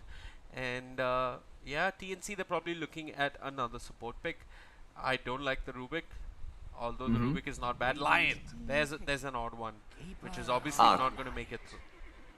Well, there is a Keeper of the Light picked up for TNC. Again, can function in multiple positions. This time around, though, I think it's more likely to go mid against the Ember, because you can just sort of farm a lot faster than the Ember, get those BOTs, and go toe-to-toe with all the rotations Ember can bring. But on the contrary, Ember is also very good at cashing out the Kotl with Searing Chains and being a real nuisance in team fights if he's going to get that BKB in a timely fashion. Now, Polaris, there's another thing that they can do in this game. They could potentially pick up a Bristleback, although TNT, to some extent, have addressed that with the Kotl. The Kotl can always go in a different direction where he picks himself up, something like an Urn and a Spirit Vessel, and have the damage to deal with, Bristleback. But yeah, I wonder if Polaris are going to go for that. No, they instead going to pick up a Faceless Void. Now, this is a hero that it is seeing a little bit of play, but it's not something that is highly prioritized by any team. So you're never going to see this hero being banned out. And not to mention, when you pick up a Void, you really have a very good way of getting to these backline heroes like the Kotl, like the Treant Protector, and taking them down out of a team fight nice and early. But, I mean, with that said, the Faceless Void, it can be dealt with what TNC have in their draft. They've got themselves a Treant Protector, a Kotl. Both these heroes can provide some way of, defending their heroes inside the Chrono, be it the Blinding Light or the Living Armor or even the Overgrowth. But yeah, I wonder how Polaris are going to follow up with this Void pick. I imagine they're going to pick some sort of support that also deals or is capable of dealing some damage. A Jakiro could be on the cards here, but that's going to depend on what TNC picked last year. Jakiro is good, but what's also really good versus the Terrorblade is the Skywrath Mage. Because the Mystic Flare ignores the illusions and just does damage to the real TV. So, and it's a higher amount of burst damage. It's the kind of burst damage you need to be able to bring down heroes like the Terrorblade and the Tiny. Does it still do that, or does, was it that does. changed? Okay. It wasn't changed as far as I know, but please do check. Yeah, I'm actually just gonna quickly check because there was a patch where the Mystic Flare did start dealing damage to creeps or something, yeah, if you're I'm right. not wrong. You're right. It does do damage to creeps, but I think we should check this. Yeah, I am checking it right now. Don't worry about it. And You they can. anyways, Polaris, other interesting bans here. Monkey King, good choice versus the Ember. They ban out Night Stalker, which is good versus both the Void and the Ember. I think Dragon Knight or Kunkka are Oh also... well, you are correct. It does not deal damage to illusions. Yep. Well, So- okay. Yep. At Dragon Knight, Kunkka, Slark. These are some very weird picks that I think would work for TNC. But I think... Ooh. Monka S. Is this a mid Tidehunter? 1 second. I'm still tuning into the game. Give me a second. 10 seconds remaining. Anyway, I think at the end of it all, TNC, they're absolutely okay with their draft. It's ridiculous. They've got chonky frontliners with the Treant, the Tide, the Terrorblade. And this last pick for Polaris has to do so much. Now that I see the Tide, I think that Jakiro is a slightly better pick. But hey, I mean, this is also a very valid pick to have. Ridiculous amounts of damage inside the Chronosphere. Strong in the lane as well. The Snapfire is interesting. So it is going to be a mid Kotl, like Floki called it out. It's going to be an off-lane Tidehunter. And it's Carlo on the support Tiny. He's going to be playing more of what he played in game number 2. But this time, Mavis has the Treant Protector. Treant Kotl really interesting. They can hold pushes forever with Living Armor, with Nature's Grasp, with the Illuminate. And they're the kind of heroes that both have a weird sort of overlap in the sense that both can just sit in a side lane and keep pushing it for ages. Of course, the Treant does it with a little less exposure to getting ganked.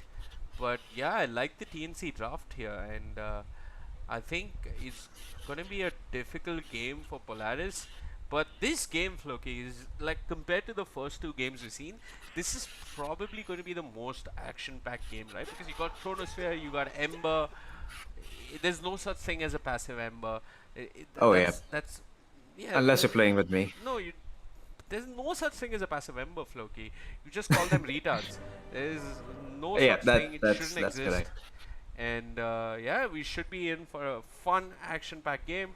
This is game 3. The winner of this will face off versus SMG and T1. The winner of SMG and T1, as they're playing on the other side of the lower bracket. One of these 2 teams will go home, and one of these 2 teams will move forward in the tournament. 07, and I can't read the rest of your name. Watching here from the Philippines, thank you so much. That really means a lot. Thank you so much for tuning in. Floki's tuning in on YouTube. And, really, you have chosen an English broadcast, and most folks would watch the official Filipino broadcast. So yeah, thanks, man. And I hope we keep you hooked on for the rest of the series. And level 1 smokes again. Certainly. I mean, this is going to be interesting again from Polaris, because with these early smokes, they tried to find something, but it seems like they didn't find much, and instead they ran into TNC and instantly fell back. So both sides, I believe, expended a smoke, didn't find all that much. Interesting start for Natsumi. He has picked up 2 slippers, a Quelling Blade and a Magic Stick. I believe in the first bounty rune, he is going to be bringing himself some tangos. And it does enable him to get CS rather easily against the Tidehunter. But my worry is that when you're in a lane against a Tiny as well as a Tidehunter, the harass coming out might be a bit too much to sustain. He does have Time Walk available early on, but that's a big cooldown to expend on level 1. 24 seconds where you're kind of gimped if you take too much damage, as Natsumi will not find the rune. Also takes a fair amount of damage, but he will at least get the bounty rune back near his own outpost, so they do get 2 for 2. This is weird though, level 1 fatal bonds. Huh. I'm not an advocate of that. I mean, sure, they assume that there would be some Epic Royal rune Rumble fight? of sorts near the runes, but yeah, no such luck. And I actually don't mind that, right? Because right now, if you look at the I think Tide Hunter, he's Shadow still Word level helps you 1. trade. Yeah, Fair enough. Yeah, you're more prone to pushing someone out of lane with Shadow Word. Instead, he's going to use the fail bonds on the creeps. That will also do to an extent. Bok will take some damage, and the wave will also push into Bok. Carlo already ready to just steal the dire creep wave and take it on a little bit of a tour across the map.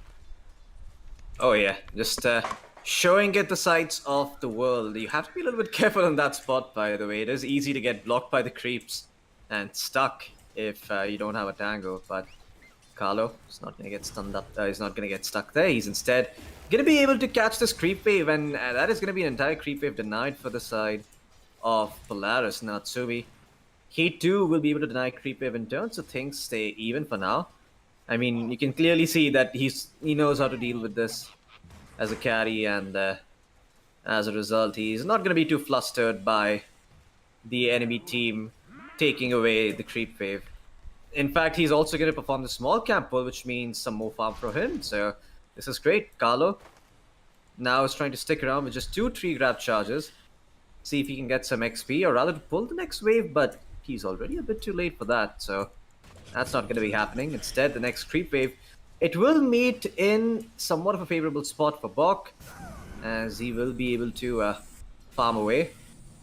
But yeah, I think the side of Polaris are happy with the outcome of this lane. Let's have a look at the mid lane instead, where Lilouch and Krish are going at it. Krish, I mean, this is what a Cortal does. It nukes out the wave, then it goes over to the small camp, nukes that out, it comes back to the wave, nukes that out, goes to the enemy small camp, nukes that out as well.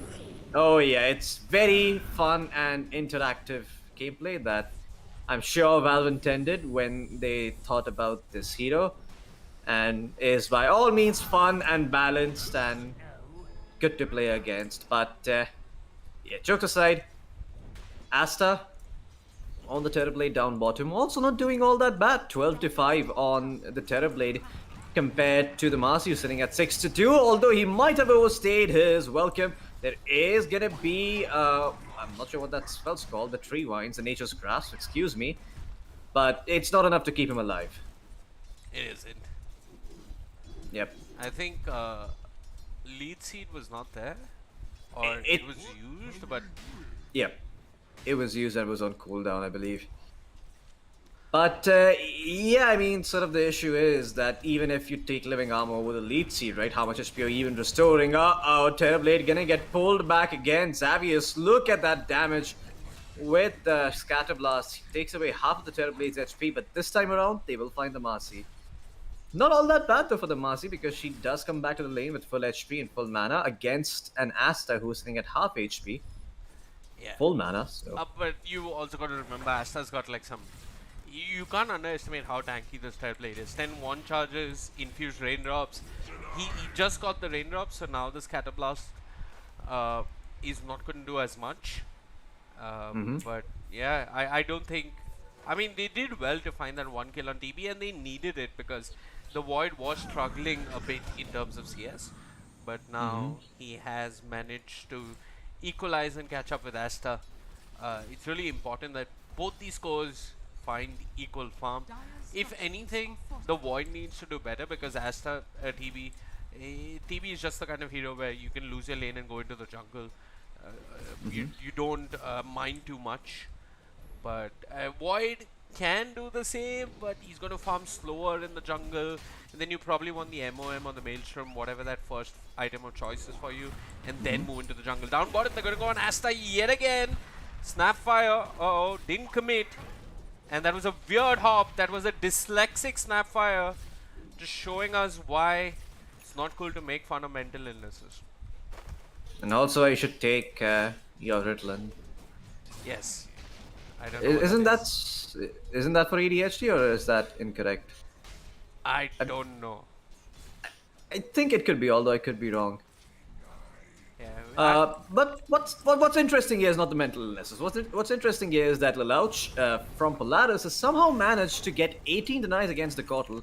And even though the Kotal actually has more CS, he is lower in terms of XP in comparison to the Ember Spirit. Now he's gonna get his level 6.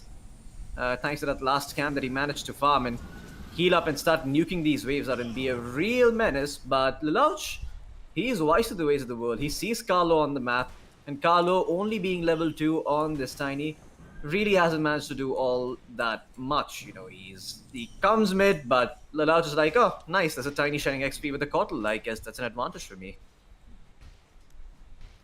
Yeah.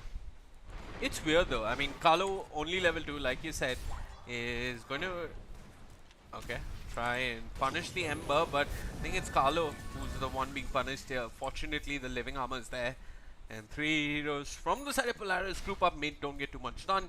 TNC, the score tied at 1-1. I think it's time to switch over from last hits to net worth, and look at it. It's that fine young strapping watermelon sitting at the top lane, at the top of the net worth charts. Bok is, I mean, these are the kind of games where you know that the Tidehunter is going to be a problem.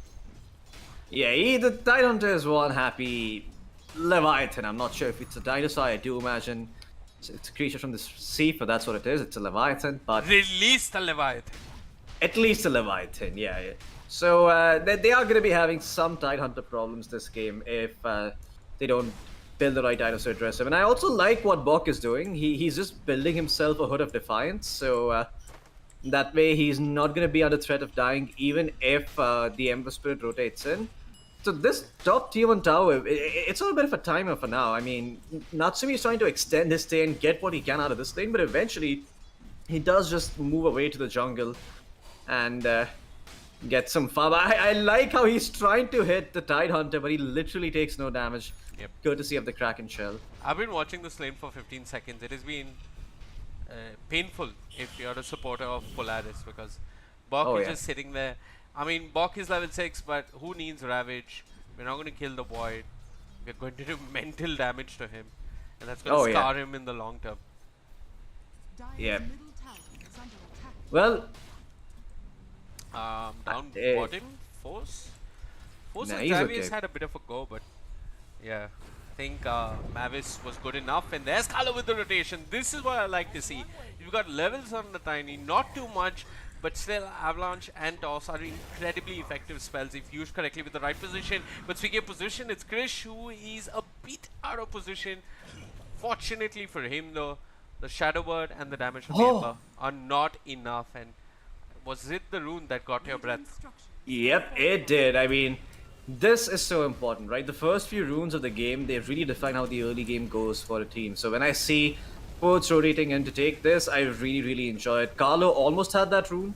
Lelouch zipped in at the last moment with the Remnant and snatched it away right from under Carlo's nose. But yeah, this rune, I mean, the fact that TNC have seen it is, it's not necessarily going to translate into kills, but it could translate into pressure because he can simply just pop the invis, stay there, and there's not much Asta will be able to do about it. In fact, Asta, he does not have himself the Sunder available at the moment. Wait, never mind, he does. He did have a skill point saved for it. The wand is going to be there. In fact, the Ember could be in trouble, but nope, the Remnant is going to come through. He's going to rotate back out to safety, and Natsumi decides that his time in the top lane has come to an end. He's going to go to the mid lane and farm there instead because he really needs to find those items early on if he wants to have impact in the next few minutes of the game. Floki, these side lanes are so concerning for Polaris. I mean, to be an offlaner and lose your tower this early on, it's a little heartbreaking, and then to be a safe laner and tickle a Leviathan for 10 minutes and accomplish nothing, that's also a bit disheartening. So, I mean, if you're a TNC supporter, you're quite happy with the state of the game, and obviously this is a classic pop where, hey mid, I need you to gank, and Lelouch is going to try and remedy just that. Although Bok is not the best target in the world, and Carlo and Mavis are sitting right behind him. So I think Lelouch probably gets out of here. I think TNC take the top tier 1 tower. The Ember's trying to skip the wave and whatnot. He hasn't got... He has a remnant. He has a remnant out. But it is timing out, and he's going to go to it any moment now. Yep. I mean, it's sort of rough for the Ember Spirit because he did have a good laning phase against the Kotl, which in most cases can be a little bit hard. But he did go for the max Sleight of Fist build, so that allowed him to lane for a longer time. He's not been able to translate that into meaningful objectives because the side lanes are kind of screwed. So even if the Ember does rotate in, they don't necessarily have a lot of kill threat on these heroes. The TB has a wand, has Sunder, and has now TP top, so he's gonna be fine. He's gonna continue to farm up, and this tier 1 tower will go down. The Louch is just one sad mid laner for the time being. Dire's top tower has fallen. And, well, this is where the extra levels in Flame Guard can really help you. They can help you cut the creep waves. They can help you take these parts of the map where your team really doesn't want to be. You just leave a remnant out and... Oh, stop. The other case is going to end up finding Asta. He's trying to look for a Sunder. Oh, he's going to find it. Yes, he is. The Louch is not going to be successful in finding the kill. Asta gets the Sunder off at the last moment. And that is that. In fact, the Louch might end up going down. The Ravage is going to be popped. There is the Anchor Smash of Flame Guard. Only level 1, in fact. TNC, they managed to make things go from bad to worse with the side of Polaris as they not only get the Sunday, but also the cherry on top. Beautiful stuff. Half fish, half man, a creature of the sea, tossed forward by the Tiny, setting up with the Ravage, and getting a kill onto an Ember. So, you know, Polaris, okay, you lost the side lanes. What could be worse? To lose your mid laner. But having said that though, I feel that the moment they get the Mortimer's Kisses cooldown, they probably need to make a play somewhere on the map, because I don't think they can just passively continue in this game state, Floki, because they're not finding any towers. I think even the skill on the Treant is completely worth it, because Mavis with that living armor has been an absolute pest. He'll commit the overgrowth, but it's a little too late as he ends up falling. Maybe now, with the Treant of the map, Polaris look to pressure tower because they really need to do that. Yeah, Polaris are really not in any spot to fight right now. Natsumi is gone for a Maelstrom. He's just got the max bashes, but even if he does manage to get a good Chronosphere, they don't have Mortimer's Kisses for another 20 seconds. So that's 20 seconds where TNC can farm away on the map peacefully and delightfully, as there's no one to stop them. The mid tier 1 is being defended though, so there is some silver lining for the side of Polaris. And soon enough, I do imagine after, well, I was going to say after they've taken the tier 1 tower bottom, but it seems that rotations have instead been forced. So maybe this is the call for the side of Polaris to smoke up and see if they can make something happen with the Mortimer's Kisses and the Chronosphere. As if they do manage to get a good fight with the Chronosphere, they could turn the trajectory of this game around. Because for now, it seems like Asta is just going to continue to farm up, and he's got a big and juicy Ancient stack that he's going to be taking with the meta. And there you go, Krish, even going to help out his buddy with a good old Illuminate.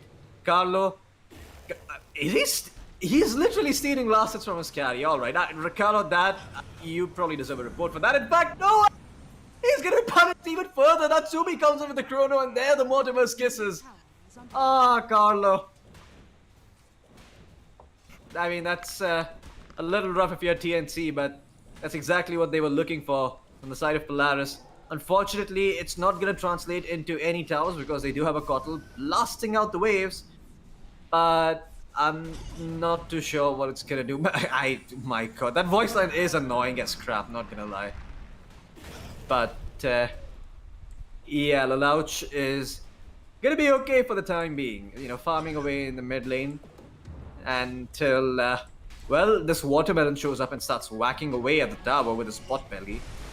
I mean, this is exactly what TNC need to do, right? There's no Chronosphere. You group up, you take objectives. You're all the stronger team on the map right now.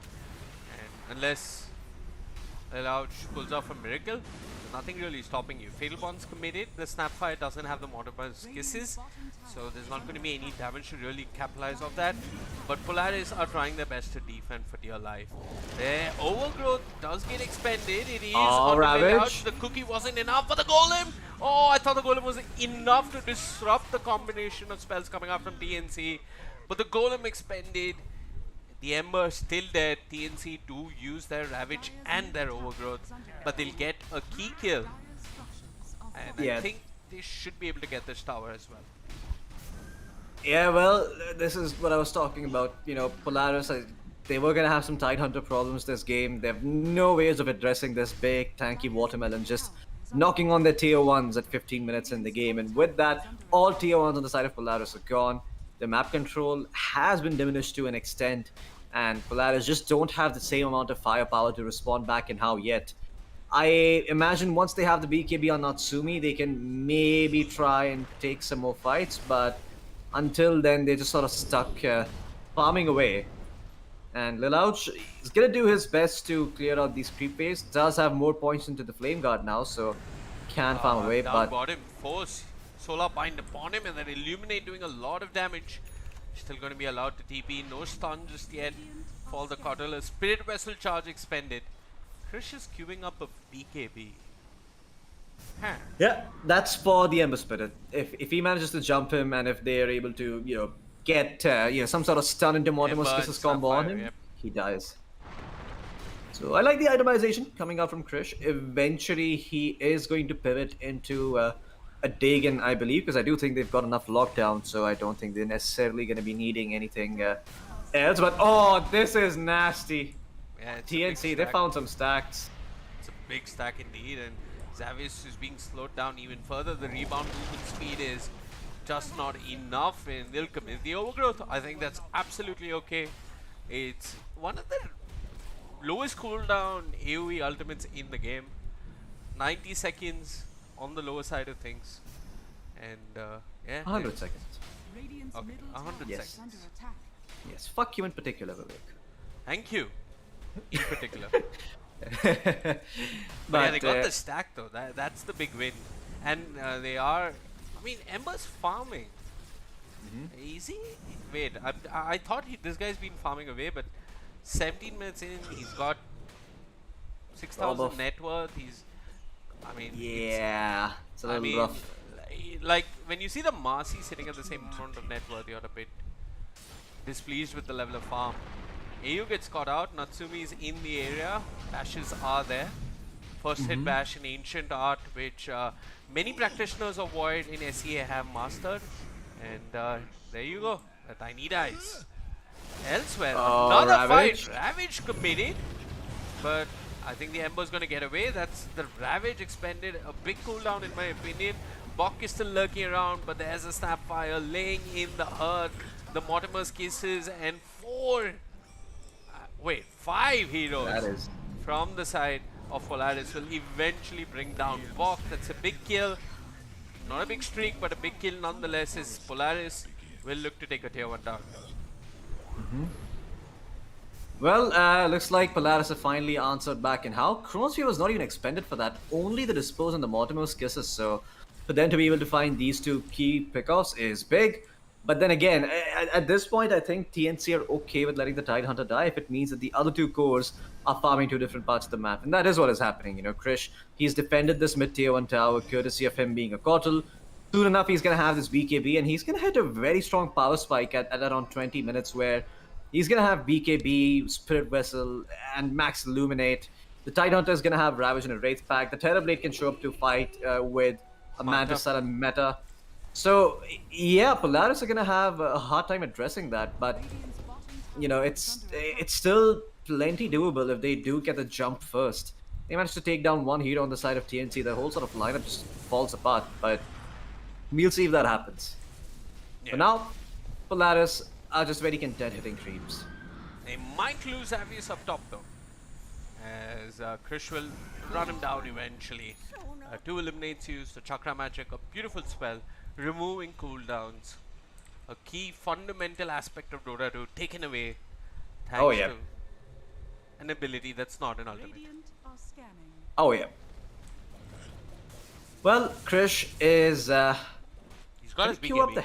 yeah, he's got his BKB and he's actually queued up the Hex next. That is quite interesting. So even though they have got Overgrowth and Ravage and Avatars, Krish believes that he probably needs some extra lockdown to try and take out heroes. I agree with this. I prefer the Hex any time of day over something like a Well, I guess, yeah. I mean, they are against the Void at the end of the day, so. Oh, look at this. Carlo's gone in. There's that toss. They find the Warlock. Can they kill him before he drops the golem? Yes, they found him. That's AU dead. He's immediately going to buy back. Ravage committed. Lelouch got in it. The damage on the DB is a bit too much. He does manage to pop his wand and gets away. There's the Chronosphere straight on top of the DB. Will he survive? Will he live to tell the tale? No, he won't. The golem committed. Natsumi with the BKB finds himself a couple of crucial kills. Carlo with the toss back does throw back Xavier's, and in the Wraith pack, they'll eventually chip away at the Snapfire. But at what cost? They lose their TB. They lose their Tiny. Both supports there. They expend all their big ultimates. I mean, Meta was committed as well, and Polaris, you got to remember though that they haven't got big ultimates either. This is where the menace of a Watermelon comes into play. He can just buy so much time. He can man up with this Void till the end of days at this stage of the game, and they're going to do just that. Natsumi, the Spirit Vessel upon him, he's going to get healed up. There comes the Luge though. The Ember could be a bit of a problem. Bok, he's got the Kraken Shell, and he's going to be able to run. He's got another Wraith Pact in a couple of seconds. He can use it if he does choose to. But yeah, Tidehunter, just by being able to throw his body at them, will slow down Polaris. And now Terrorblade and the others are reconnecting with TNC. This is going to be such a crucial fight at the Rosh Pit. The side of Polaris do not have the Snapfire Kisses. They do not have the Chronosphere. They have a Void who can do a bit of a moonwalk, but Carlo says, nope, I'll just go in, find the Warlock. That's a dieback on AU. Will they be able to find more? Doesn't look like it. Fatal Bond's committed. Lelouch on the backlines is going for Mavis. Mavis dropping really low on the tree and will end up falling. He's got buyback if he needs it. Lelouch has expended a lot of his mana. Buyback expended. Carlo also dies for the side of TNC. That is a bit concerning.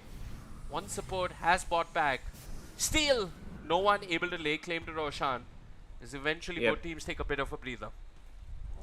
Yeah, and Roshan is so important for both of these teams, because if you look over to the side of TNC, that's basically their ticket. It's saying, fuck you, this game is ours now. We've got the Aegis. We'll take all your outer towers and control the map, which is very important against a hero like the Void, who's essentially an anti-carry, right? Like, he's not even a carry. He's a carry that kills other carries specifically. That's what you pick a Faceless Void for. So, if he manages to get that Aegis, he can basically say, wherever I go, the rest of TNC cannot be. Mavis? Why?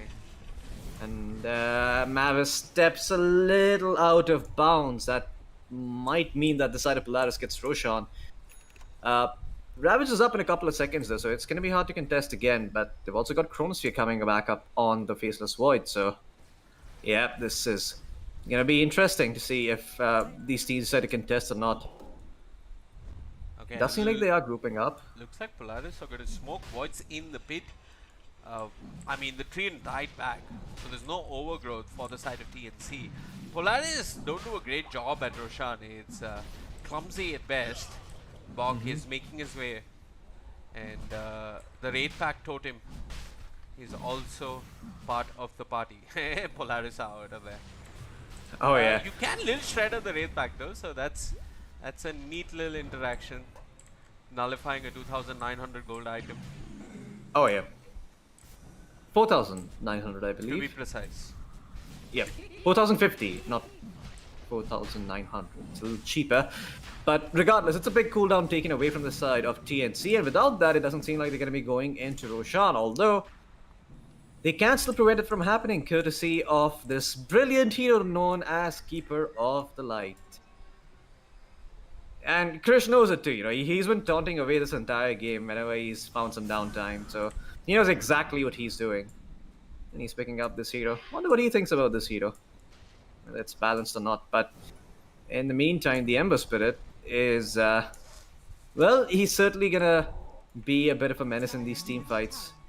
Because he's getting closer to his BKB, and once that BKB is up, he can actually sort of go ahead and take down the backlines. You know, Carlo as well as Mavis have to be a little bit careful about their positioning, because if you know, they are in a position where their cores can't really react to their opponents jumping in, then they're certainly going to go down. However, with the Skadi being completed from Asta, the side of TNC have a real window here to take a fight. They're gonna step into Roshan, or at least send an illusion in, and see that it's half HP. And now there is potential for them to take a fight. They've got Ravage. The Blink Dagger is coming on the courier for the Tide Hunter. But in the bottom lane, Krish, he has been caught out. The BKB has been forced. That is big. If Natsumi forcing out that BKB means that the next fight, the Ember Spirit can actually find the Keeper of the Light. So that is 76 seconds where the Kotl is not really going to be able to play team fights at its full potential. And that kind of sucks because TNC did want to get Roshan. So Asta is just going to go and continue to hit creeps while this is happening. Oh, it's a back and forth of abilities, and Bok, standing on the high ground, gets disposed. He does have the Ravage, but the BKB is everywhere. He might just die without using it. Gets healed up a little bit, will use the Ravage. Well timed, Nuko's caught in it. But is it really enough? The Illuminate doing a lot of work. Natsumi dead. Carlo with the clutch avalanche and DOS helps out for TNC to get that kill. 67 seconds without the Void, without the Chronosphere. But do TNC know this? They're not quite sure if the Void has buyback or not, but they'll still commit to the pit. The Treant still around, and obviously the Kotl, a key ingredient of TNC's burst damage, is in the vicinity. Force jumps in, does manage to get the dispose, but he's taking so much damage. Holy fuck, the Skadi is here, Floki, and boy does it hurt. Yeah. The BKB committed on the Ember, but he's not really accomplishing too much. In fact, he's losing friends left and right. It's just the Ember and the Golem. They'll find the Treant. The Golem still causing problems. Please kill the Golem, Asta, please. Thank you. I mean, Asta is even going to find a double damage rune on top of that. This Roshan, Lord Gavin himself wants it to go the way of TNC. And if you're a TNC fan, it's time to rejoice because they have an Aegis and a TB with an eye of Skadi, and they might just find Lelouch mid. Okay, Lelouch. Yeah, I clicked on an illusion and I didn't see the Aegis. So for a second, I thought Asta denied it. But yeah, he didn't. I had just clicked on an illusion, like I said earlier. So these outer remaining tier 2s, I mean, soon enough, TNC are going to be taking those. And Polaris are now going to play a unique game of cat and mouse where they try to nuke away each wave, try to make sure the tier 2s are kept alive for as long as possible. But in the end, it's going to help TNC get a big net worth advantage. Yeah, and I think TNC should just look to fight. Natsumi's walked in, but he has the shard. He has a Chronosphere as well. He committed on the tiny. Where's the living armor? Hello? Living armor? Living armor? It's on cooldown. It was being used to heal up a tower, I believe. Or was it being used to heal up someone else? It probably being used to heal up the carry or a tower somewhere. I don't think it would have made a difference. Yep. And the Treant Protector, man, so annoying again. 28 minutes in. You can see how much of an impact this Treant has had on the net worth because he's kept all the tier 1 towers up and running and alive. Every time the side of Polaris commit, deals some damage to it and back off the Treant, heals it back up to full HP. And it's the same thing over again for Polaris. They really need to commit if they want to take down any of these towers. And with the Aegis, they're not going to be able to do that. In fact, TNC are instead going to take this time to just farm up. Oh, Krish has the Hex. So oh, okay. Now they might look to fight actually. Yeah, I think this is what they were waiting for. Asta, he had a double damage rune. I thought he found an invis rune, but this man has made a Shadow Blade. I like it. I think the Shadow Blade is an underrated item on the TV. It does, firstly, nobody expects you to buy invis on Terror Blade. Secondly, if you do get gone upon in fights and sort of want to reset, it does serve as an item that allows you to just get out of dodge and, maybe even allow you to find some picks with the Shadow Blade. Back at mid. Polaris? Oh, it's disheartening, right? 20 minutes in the game, there's just a hero which your carry is hitting and there's nothing that can be done about it. Force's got to be careful. There's a Terror Blade cosplaying as a bounty hunter, and there's the Hex coming out from Krish. Force has no idea what the flying F happened. 47 seconds without the Marcy. And Asta did commit the Metamorphosis, so I think the side of TNC might look to push. They've got the Aegis. Polaris do not yet have the Chronosphere. It's on cooldown because they did commit it and accomplish nothing a little while earlier. So Polaris lose their tier 2 tower, and TNC, what are they pinging high ground? I saw Bok ping high ground. Yep, I think this is the time to go high ground. This is what the Terror Blade does. You get him an Aegis, Meta is up for at least another 20 seconds, and to the high ground they go. The Wraith Pack gonna stay up there, provide him vision to hit high ground from a slightly safer distance. Manta, some more illusions, and that tier 3 tower should be toast in just a bit. Mortimer's gets to punish Carlo, who is a little bit out of position. He is probably gonna end up falling. The Faceless Void goes in, the Ember cleans up on the Tiny, and TNC, they will get a tier 3 tower for their troubles. And I think that's about it for this Aegis.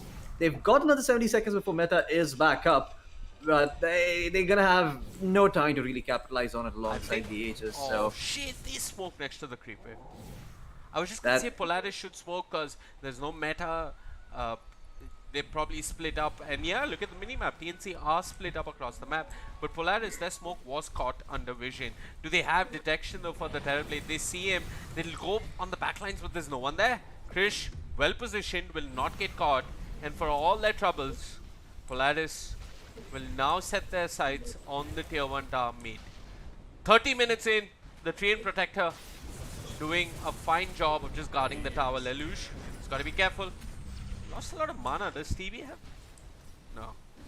yeah, the TB is a bit of a problem right now, and even if he just shows up to a fight without his meta, even in melee form, as long as he has the Aegis, he is going to continue to be a bit of a nuisance. Is going for the BKB next, I believe, so once he's got that BKB, he has no reason to be afraid of the Mortimer's Kisses. He can just pop that, stand where he is, stand his ground, and fight whoever's in front of him.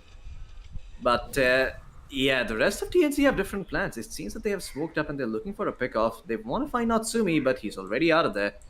Pushes a creep wave, TPs back towards mid, and is going to continue to farm away at his jungle. No one to stop him. If this was a pub game, you'd see a support who would have cleared out all the creep camps by now, but because it's a professional game, they reserve the jungle for the carry. And that's what he does if the map is unsafe. It's actually a very valid point, you know, like supports, even though they're not pushing out lanes, that they reserve the jungle for their carry and hold on to map control. Christian's got a Hex. Oh, there's a Hex put to use. They find Force, but can they burst him before he can BKB? No, they can't. Force will BKB, tosses back Carlo, and goes onto him with the Unleash. Carlo dropping low, Ravage committed, does catch the Ember, does catch the Snapfire as well, but the Tiny is dead. The Ravage resulting in nothing. A big wow indeed, as Bok now turns his bum towards the rest of Polaris and walks away in shame. This almost merits a scene like Game of Thrones, where a player walks around saying the words shame, shame, shame, because TNC, they are getting outplayed, and how Lelouch with the axe is just closing distances like none other. But Bok has a fucking A on this. I don't know why, but yeah. I mean, even Xavius is tipping him. Yeah, and this is sort of TNC's biggest nightmares coming to life. You know, the Ember Spirit, he's reached that timing where he's got a BKB axe, he's cashing out all of your backline heroes, and you have no way of protecting them when there's no TB. I mean, to be fair to the TB, you have to be afraid of the Chronosphere, right? But, you know, as TNC, you really can't sort of make these engagements unless you initiate with the Hex, and there is somebody else in range to capitalize on that disable to deal enough damage to take down the targets. And there wasn't. They didn't find a single kill when TNC went into the jungle, and they instead lost Carlos. And Polaris, they make the most out of this. They will go and commit for this tier 2. The Glyph is going to be forced out, so is the Living Armor, but I imagine with the next wave of creeps, they are going to be going in, as Natsumi is going to farm an Ancient Camp in the meantime, make very efficient use of his time. Mavis doing his best to protect this tower, but there's only so much he can do, and he's going to have to see that tower fall. No trades being found elsewhere on the map either, because Lelouch is doing a great job of ensuring that he's got the side lane pressure in control on the Ember Spirit with the Flame Guard. And yeah, so the most important thing in that fight, and this is a small problem that TNC will soon come to realize, is the dire advantage coming into play. I want to talk about that, but Krish is caught in the Chronosphere. So basically, because eventually at 33 minutes in the game, Polaris take the Radiant off-lane tower, it's a lot harder for TNC to access Roshan. They still have the mid-tier 1 tower, and these towers are playing. Hold on to your horses. Mid lane, Vivek looks like the Terrorblade as well as the Tiny are going to be caught out. Force Well, he's popped his BKB, and so has the Ember Spirit. The Tiny is going to be deleted, but there's the overgrowth that they were looking for. Mav is going to be able to find it. The Lotus up there to dispel, but Asta will still be able to find the kill. Is there a Sunder available? The BKB is popped. He's looking towards Pocket Pock. He's going to take half of his life away as the Sunder comes through. The Shadow Blade is going to keep him alive for now, but Bok is going to pay for the sins of the Stereo Blade. That's 4 heroes dead and Metamorphosis used. Exactly the fight Polaris were looking for, and with that, TNC. 4 heroes down. They're going to be losing some towers now. Damn, I have no idea what went so wrong for TNC in that fight. I mean, for starters, they were fighting without the Keeper of the Light, which is understandable. I mean, which is what it was, right? But yeah, I mean, they were trying to find a quick pick-off, but, you know, everybody from Polaris responded. It's one of those high-level things where it might have just been a bait from Polaris, you know, it might have just been Polaris just sort of putting their finger up, pointing, and you know, challenging the side of TNC, like, hey, look, we're out of position, you know, we being idiots, come kill us. And the Void is time walking across the map the entire time, looking to punish that. And also, TNC have got to wake up to a very important thing, that the Void has 2 defensive items now. The Ember might choose to build one. Yeah, look, he's going for linkage, right? Exactly. So there are windows of time where, I mean, there's going to soon enough be a window of time where TNC might just struggle in the lockdown department and might not be able to kill either this Ember or the Void. That previous fight, oh, what the hell, Force is just going to go in, but he gets hexed. Carlo will use the Avalanche Toss, does a little bit of damage, but Force runs with his BKB. Carlo next on the menu, the Tiny dead, punched in the gut. Bok will join the fight.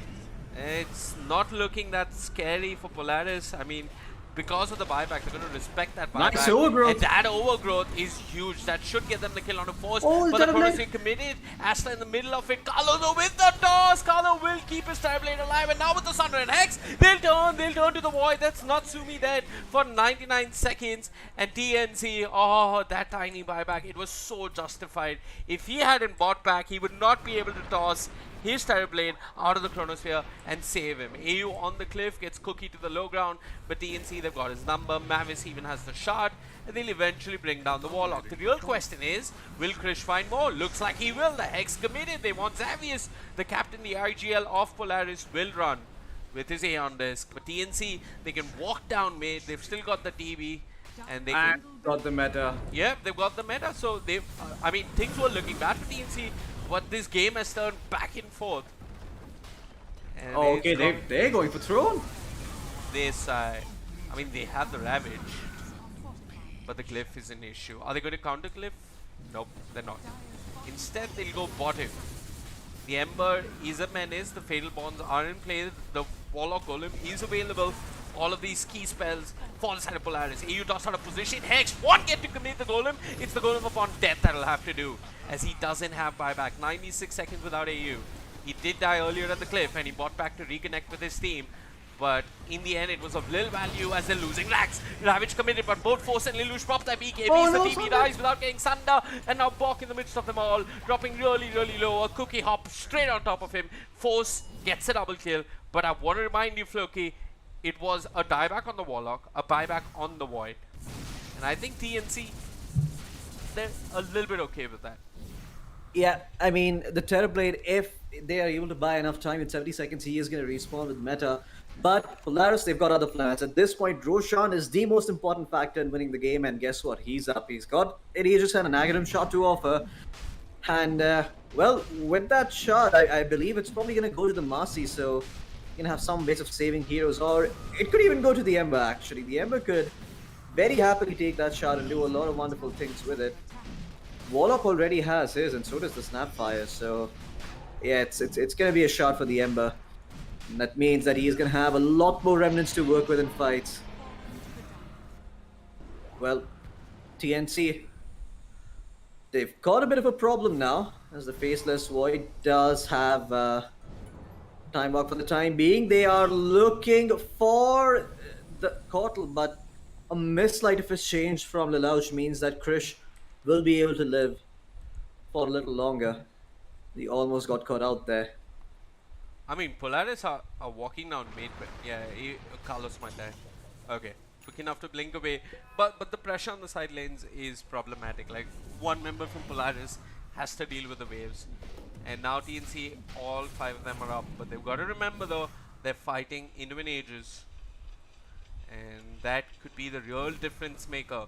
Krish is building towards a Wind Waker, which I like, which I particularly like, versus the Void Chronosphere.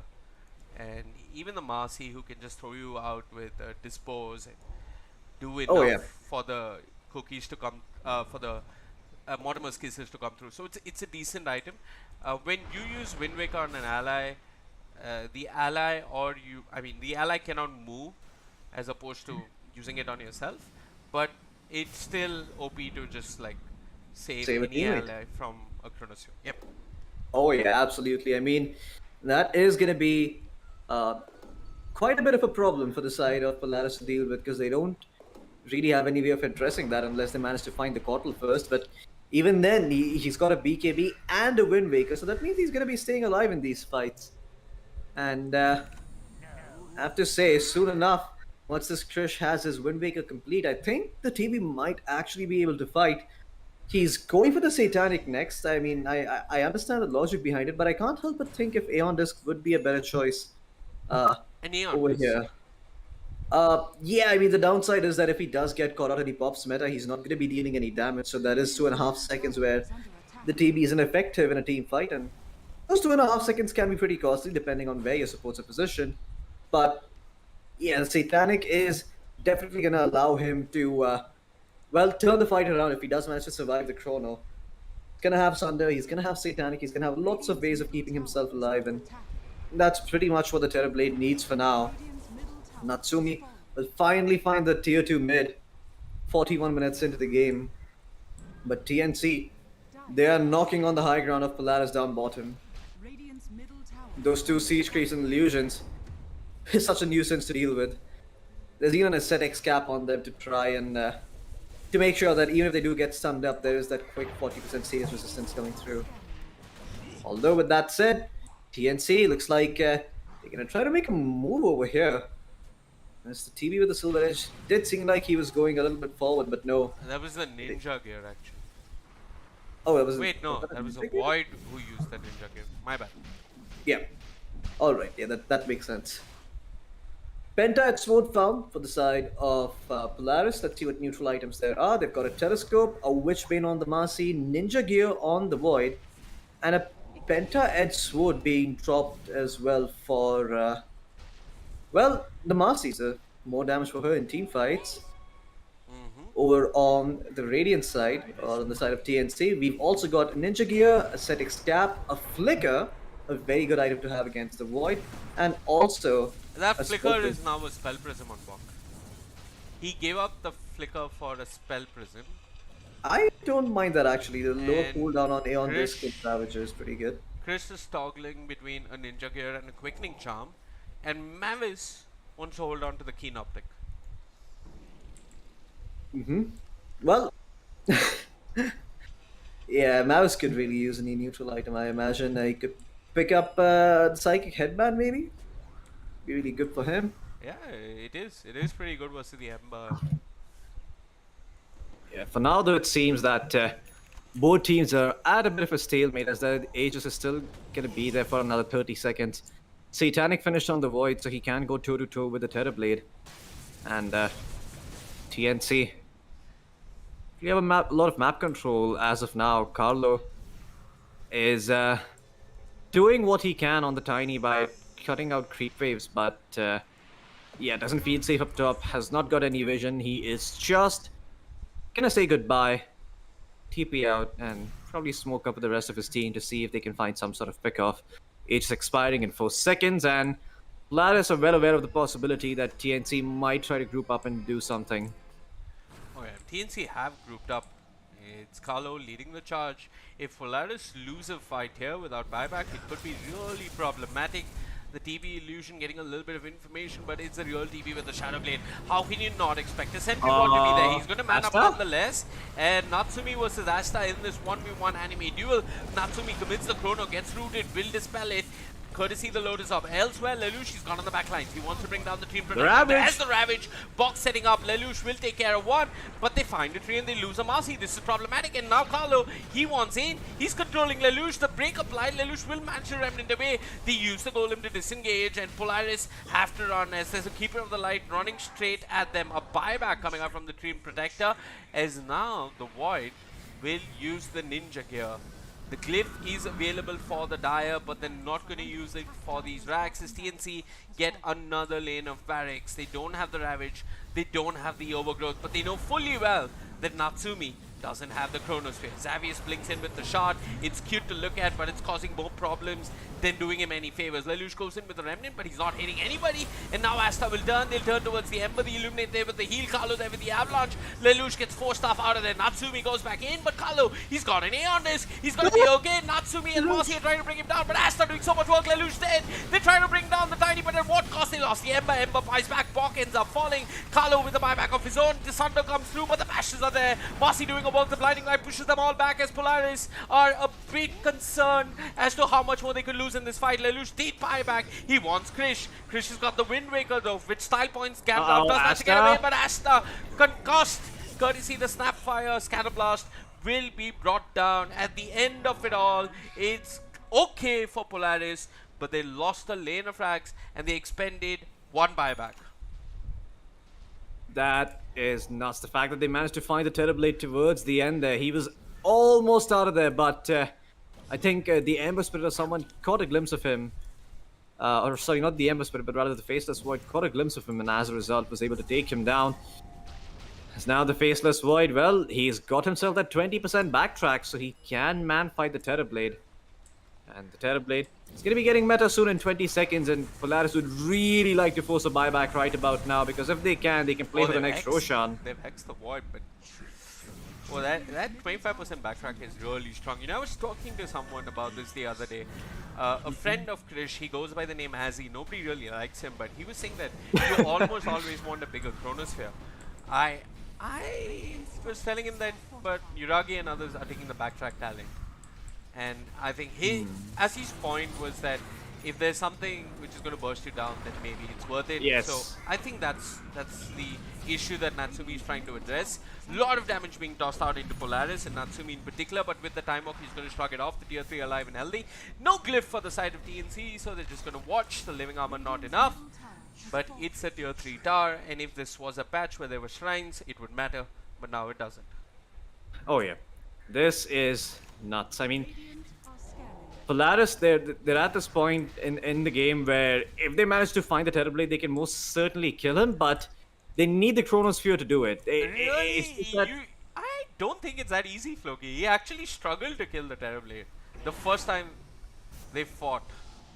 At the very beginning of that previous fight, I think Natsumi was struggling. I don't know, maybe because TB's teammates were helping him out, but it looked like he was struggling.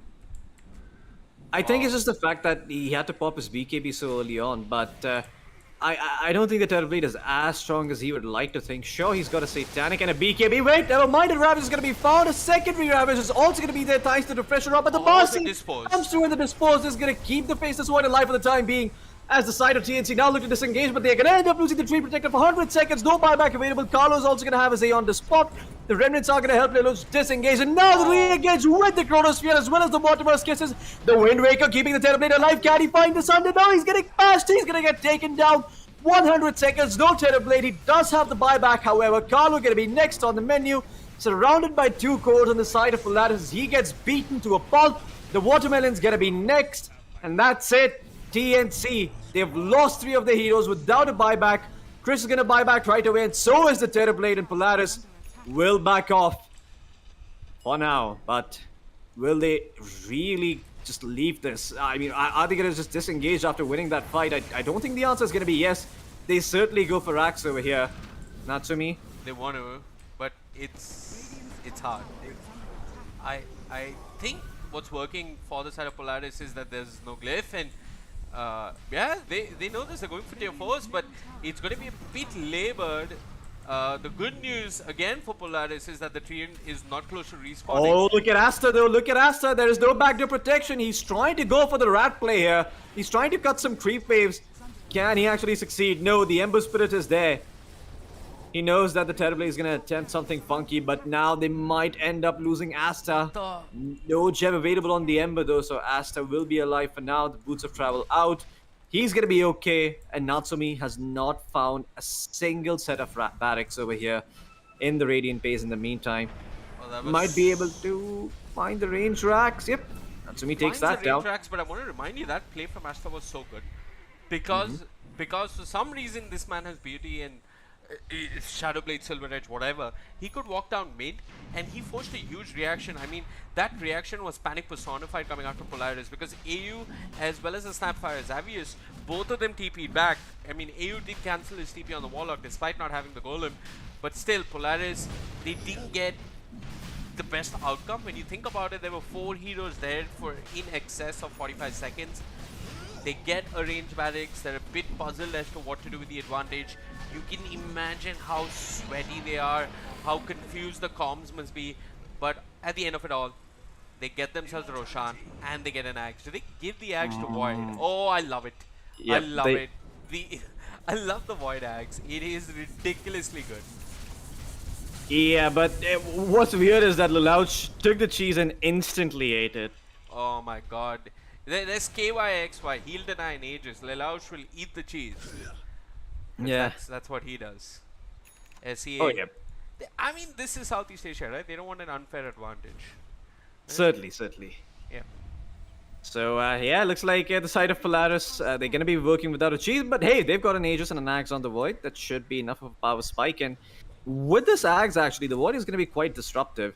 I believe if the Void manages to catch multiple heroes in the Chronosphere alongside the Terrorblade, he's probably going to be focused on taking down the backlines, because he's reached that point where, you know, even though he had a window where he could man-fight the Terrorblade, it seems that now, with all the plethora of abilities on the side of TNC, be it the Living Armor, be it the Wraith Pack, be it, you know, the Wind Waker that's found on Krish, they can keep the Terrorblade alive for quite some time, so it might just be easier to go for the Treant or the Tiny. I think the game's also reached that state now because the Void has himself the Acceptor. He doesn't have to go for the Chrono. Oh yeah. Yeah, just time walk into someone, get out. Like, you can poke at them, and that's also an ability that's fairly strong with the Fatal Bonds. So Oh yeah. I think the odds are stacked against TNC, and they kind of know it. I mean, they are split pushing. Krish is now building a Dagon. Is there anything better that he could have built? Can I say something? So. You're not gonna agree with this. But I feel like Cottle Axe is really strong. Could be in this game. I mean, maybe they don't really have the best. I mean, actually, they do. They've got a Marcy who can pretty easily take down the Will-O-Wisp. So they have Lil Shredder and the Marcy, but still, it is a strong team fight ability.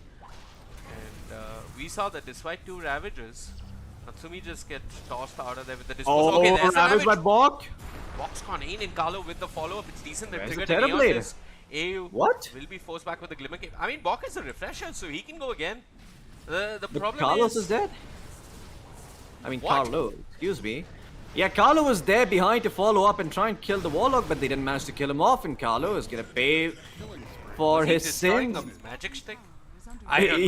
He was destroying his magic wand, I think. This tiny is odd. I mean, to go and He die like did it that. to reduce the net worth so that he could maybe buy back. I think that might have been the intention for Carlo. Well, 200 IQ play analyzed by my 50 IQ caster. It makes sense, but I mean, dying there is the minus 100 IQ play. Like, Yeah, they're holding on. They have Cliff. I think TNC are okay. Like, they can hold. They have 1 more Ravage. They have the Overgrowth. I mean, the Terrorblade still can buy some items that make him strong. You know, there's still an Aghanim Scepter that can be consumed. There's still an Axe Shot that he can buy to boost his damage out in the melee as well as the ranged form. So, yeah, I think the Terrorblade can still scale to an extent, but I think the Void has hit the hard limit. He's got all the items he needs. He's got himself a Refresher Orb. He's got himself BKB Mjolnir. He's got himself Aghanim Scepter as well as the Shot. Aeon is gonna be popped by the Mortimer's Kisses. My god! That is one disgusting animal. Okay. This is probably the most broken talent in this game. Mercy level 25. That's it. That's it. This game is lost for TNC. The sidekick 1.5 second spell immunity? Yeah. I don't think TNC will be able to kill anyone. Look at it. Well, it doesn't dispel, by the way, so I'm not too sure if... It doesn't dispel, but it's still really strong. Yep. Okay, if TNC kill Void twice, I will just close the stream immediately. That's it. I will just shut down the stream. Well, No 30 explanation. seconds. It's the Void is trying so hard to take this rack. He's dealing 40 damage per hit to it, but he'll finally get it. With 17 seconds remaining on the Aegis, Polaris will disengage. Refresher up, coming back off cooldown in another 25 seconds awake, so this could potentially mean that TNC look for a fight. They've got meta available too, as well as a buyback on the Terrorblade coming off cooldown in about a minute, so I think they're gonna start to look. They're gonna look to make that play in a minute's time as soon as the Terrorblade has got that buyback ready. Does the Witch Bane stop you from using Wind Waker? It dispels, so I imagine it actually No, it's might. not I don't think it works like Nullifier. Right. It says purge target ally enemy. You know what? This is a good time to go into a lobby and check this real quick. Yeah. Meanwhile, it looks like TNC's hopes and dreams rest on split pushing. Oh yeah. Causing issues on the side lanes. I mean, they're pushing out top. It's a tier 2 tower. It might fall, but it looks as if Natsumi and Polaris want to defend this. Mavis on the green is so crucial. They're going to just lob forward the Void. Natsumi gets a lot of vision, but he doesn't cancel a TP. If he time walked 20 degrees to his left, he probably had the Terrorblade and the game. But he didn't know. And yeah, Mavis on the train. He's had the shot for a while, so... Oh yeah, it doesn't work. It doesn't work like a nullifier. It doesn't work like a nullifier, because like a nullifier is like a constant dispel. Yeah, I thought it was an AoE item, but they made it a unit target item a while Bane? back, I think. Yeah, the Witch Bane. Yeah, Witch Bane is unit target. Come on, Carlo, you need a BKB. Well, Vivek, if you could stream, that'd be really nice, because I am unable to find the lobby, so that means the game is over, but who won? That's the mystery. I am just watching the closing moments of the game. I mean, Force just commits his BKB. Natsumi jumps over the Marcy. Mid-unleash, Chronos the Marcy. But Chronos Krish alongside her. Kills off Krish. Krish is dead for 118 seconds. No buyback. Carlo died like a rock up top. I think TNC have lost this game. I will stream these closing moments of defeat for you on Discord as Bok is just waiting with both his Ravages. They've got one melee barracks. They're not ready to take the fight. What's the big idea, DNC? Okay, now Asta's joined them. Do they go? Hello? Nope, they're not going. Yeah, this is... I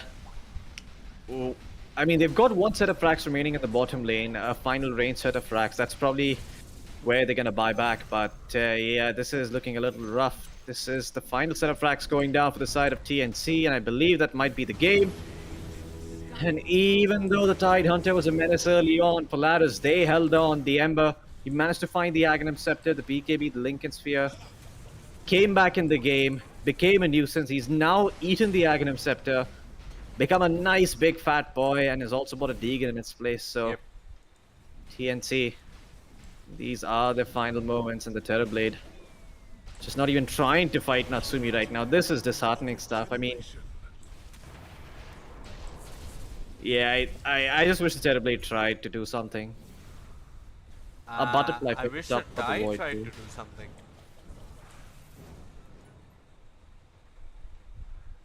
Well, Mega Creeps now for the side of Polaris. One last fight for TNC. That's all the fuel they have left.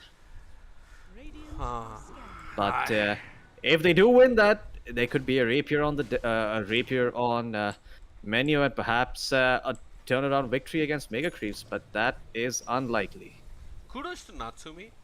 He's just been farming away on this void. I mean, at some stage, it looked a bit rough because Bok was a constant menace in his lane, and Polaris were not able to take tier 1 towers. I'm sure you remember the struggle to take the mid tower, which didn't succeed, and then eventually they get it.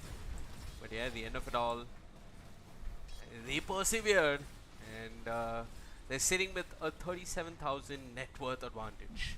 TNC one last fight in them. Well, that sums it up, I think. Yep. Moonshot finished for the Void too, so yeah, he's gonna be beating the crap out of anyone who pokes his head out for a bit too long.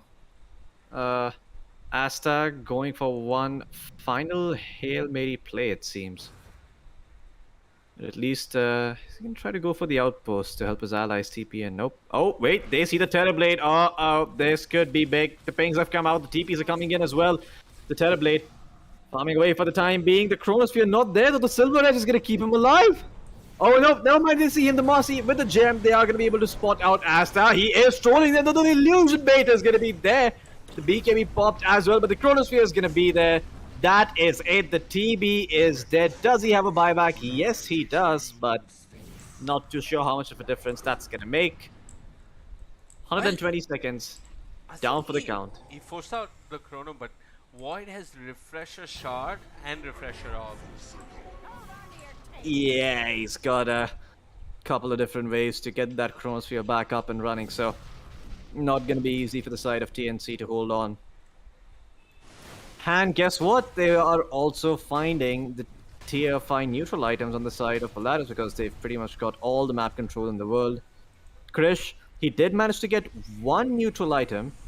I'm not too sure which one it was. If you could open up the neutral stash, we'd see it. Yeah, I believe it was the Fallen Sky. Yeah, it's on the tide. Yeah. Oh, but look at this. They find Ex Machina, Mirror Shield, Fallen Sky. This is a game that has gone to 60 minutes just because of Treant Protect and counter. Oh, yeah. This is not a bitter, nail-biting game of fighty chess. This is just the Cottle and the Treant Protector and their inherent skill sets. Also, Polaris. Winning that fight and then going to hit the tier 4, then coming back and hitting the tier 3, then taking the range barracks up top. All of that was also a bit sketchy. But yeah, all said and done, Xavier's has a refresher orb. He's got his level 25 talent. Like this Snapfire, if Void gets a 2-man chrono or even a 3-man chrono, then it's just going to die to failed bonds and Snapfire. In fact, Krish is going to die elsewhere on the map. Force is right there with the Abyssal Blade. The BKB TP will not save you. And Krish, I understand that play. I mean, you're up against Mega Creeps. You need to split push. You have buyback. It's really the least you can do. Yeah, in the wise words of Samel, at some point you have to leave your base. You can't just sit in the base all day and pray that something happens. And that is what allowed them to make a comeback versus Eon back in the day. But right now, Bok, he is perishing. He commits a Ravage, does catch the Void. That could have been an Earth Spike for all I care, because Polaris and Natsumi do not even flinch. Bok is going to blink in forward, but Natsumi goes for the backlines. Another Ravage. Look at the Mortimer's Kisses. Tiny fortunately has an A on this, so he's going to survive. Natsumi taking a lot of damage, but he's just going to time walk out of there. BKB is expended, the Golem will come through. Lelouch is dropping low, he's going to die, but he's got buyback. Again, the second round of the Mortimer's Kisses. It's lava everywhere, and it's a watermelon that's dying right there as Bok, well, he's been invited into a Kung Fu match courtesy Forces Marcy. And there you go, Xavius with the glob up and the spit out will punish Bok a little bit more. Another Chronosphere, the Windbreaker used onto the Terrorblade, but I don't think Polaris care. They won the Tiny, they'll have the Terrorblade later. First the Rock, then Anti-Mage's brother, then the game. As Bok and Carlo, they're bought back, but there's 4 Golems and Mega Creeps. And they kill a Marcy, but this is just consolation at best. The Illuminate decent versus the Creeps, but the Golem with the heal coming up from the Warlock shard, they don't care one damn as Natsumi, eyes on the prize, will take down the Ancient tip-off one last time as Polaris Esports have eliminated TNC from the ESL 1 Malaysia closed qualifier. They are going to be facing off versus the winner of T1 versus SMG. Yep, that's it. GG's. Polaris. They move forward, and that's about it for the time being. And I'm I just think checking that's if the lower brackets. Okay, so the lower bracket semifinals are not today. Oh, they are. are they? They are. They're at 4:30 p.m. Chat, if you guys want us to do it, we'll do it. We will let chat decide. Sure.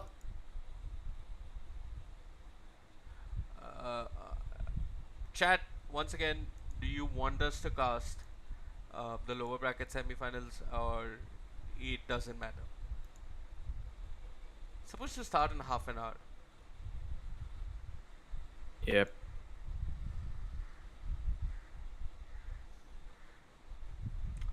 Okay, I see our viewers dropping, so I don't think they want us to cast the lower bracket semifinals. I think it's a clear statement then. Yep. Hey, it's okay. But yeah, thank you so much for tuning in. You can find me on Twitter at @VWWAKE. You can find my co-caster Floki at @HEERAKAT. That's Hiraka T. That's his Twitter ID. Your feedback is welcome. Thank you so much for tuning in. We decided to cast this event because, or at least I did, because TNC were in it, and there's a little bit of Indian pride now associated with TNC because of Krish. Although that pride has shrunk immensely after today's performance, still we love you, Krish. Whether we cast the rest of the tournament remains to be seen. It's something Floki and I will have a word about off stream. But yeah, thank you so much for tuning in. Shinde, Vishal, Shantanu, thank you all for tuning in. Bye bye, good night.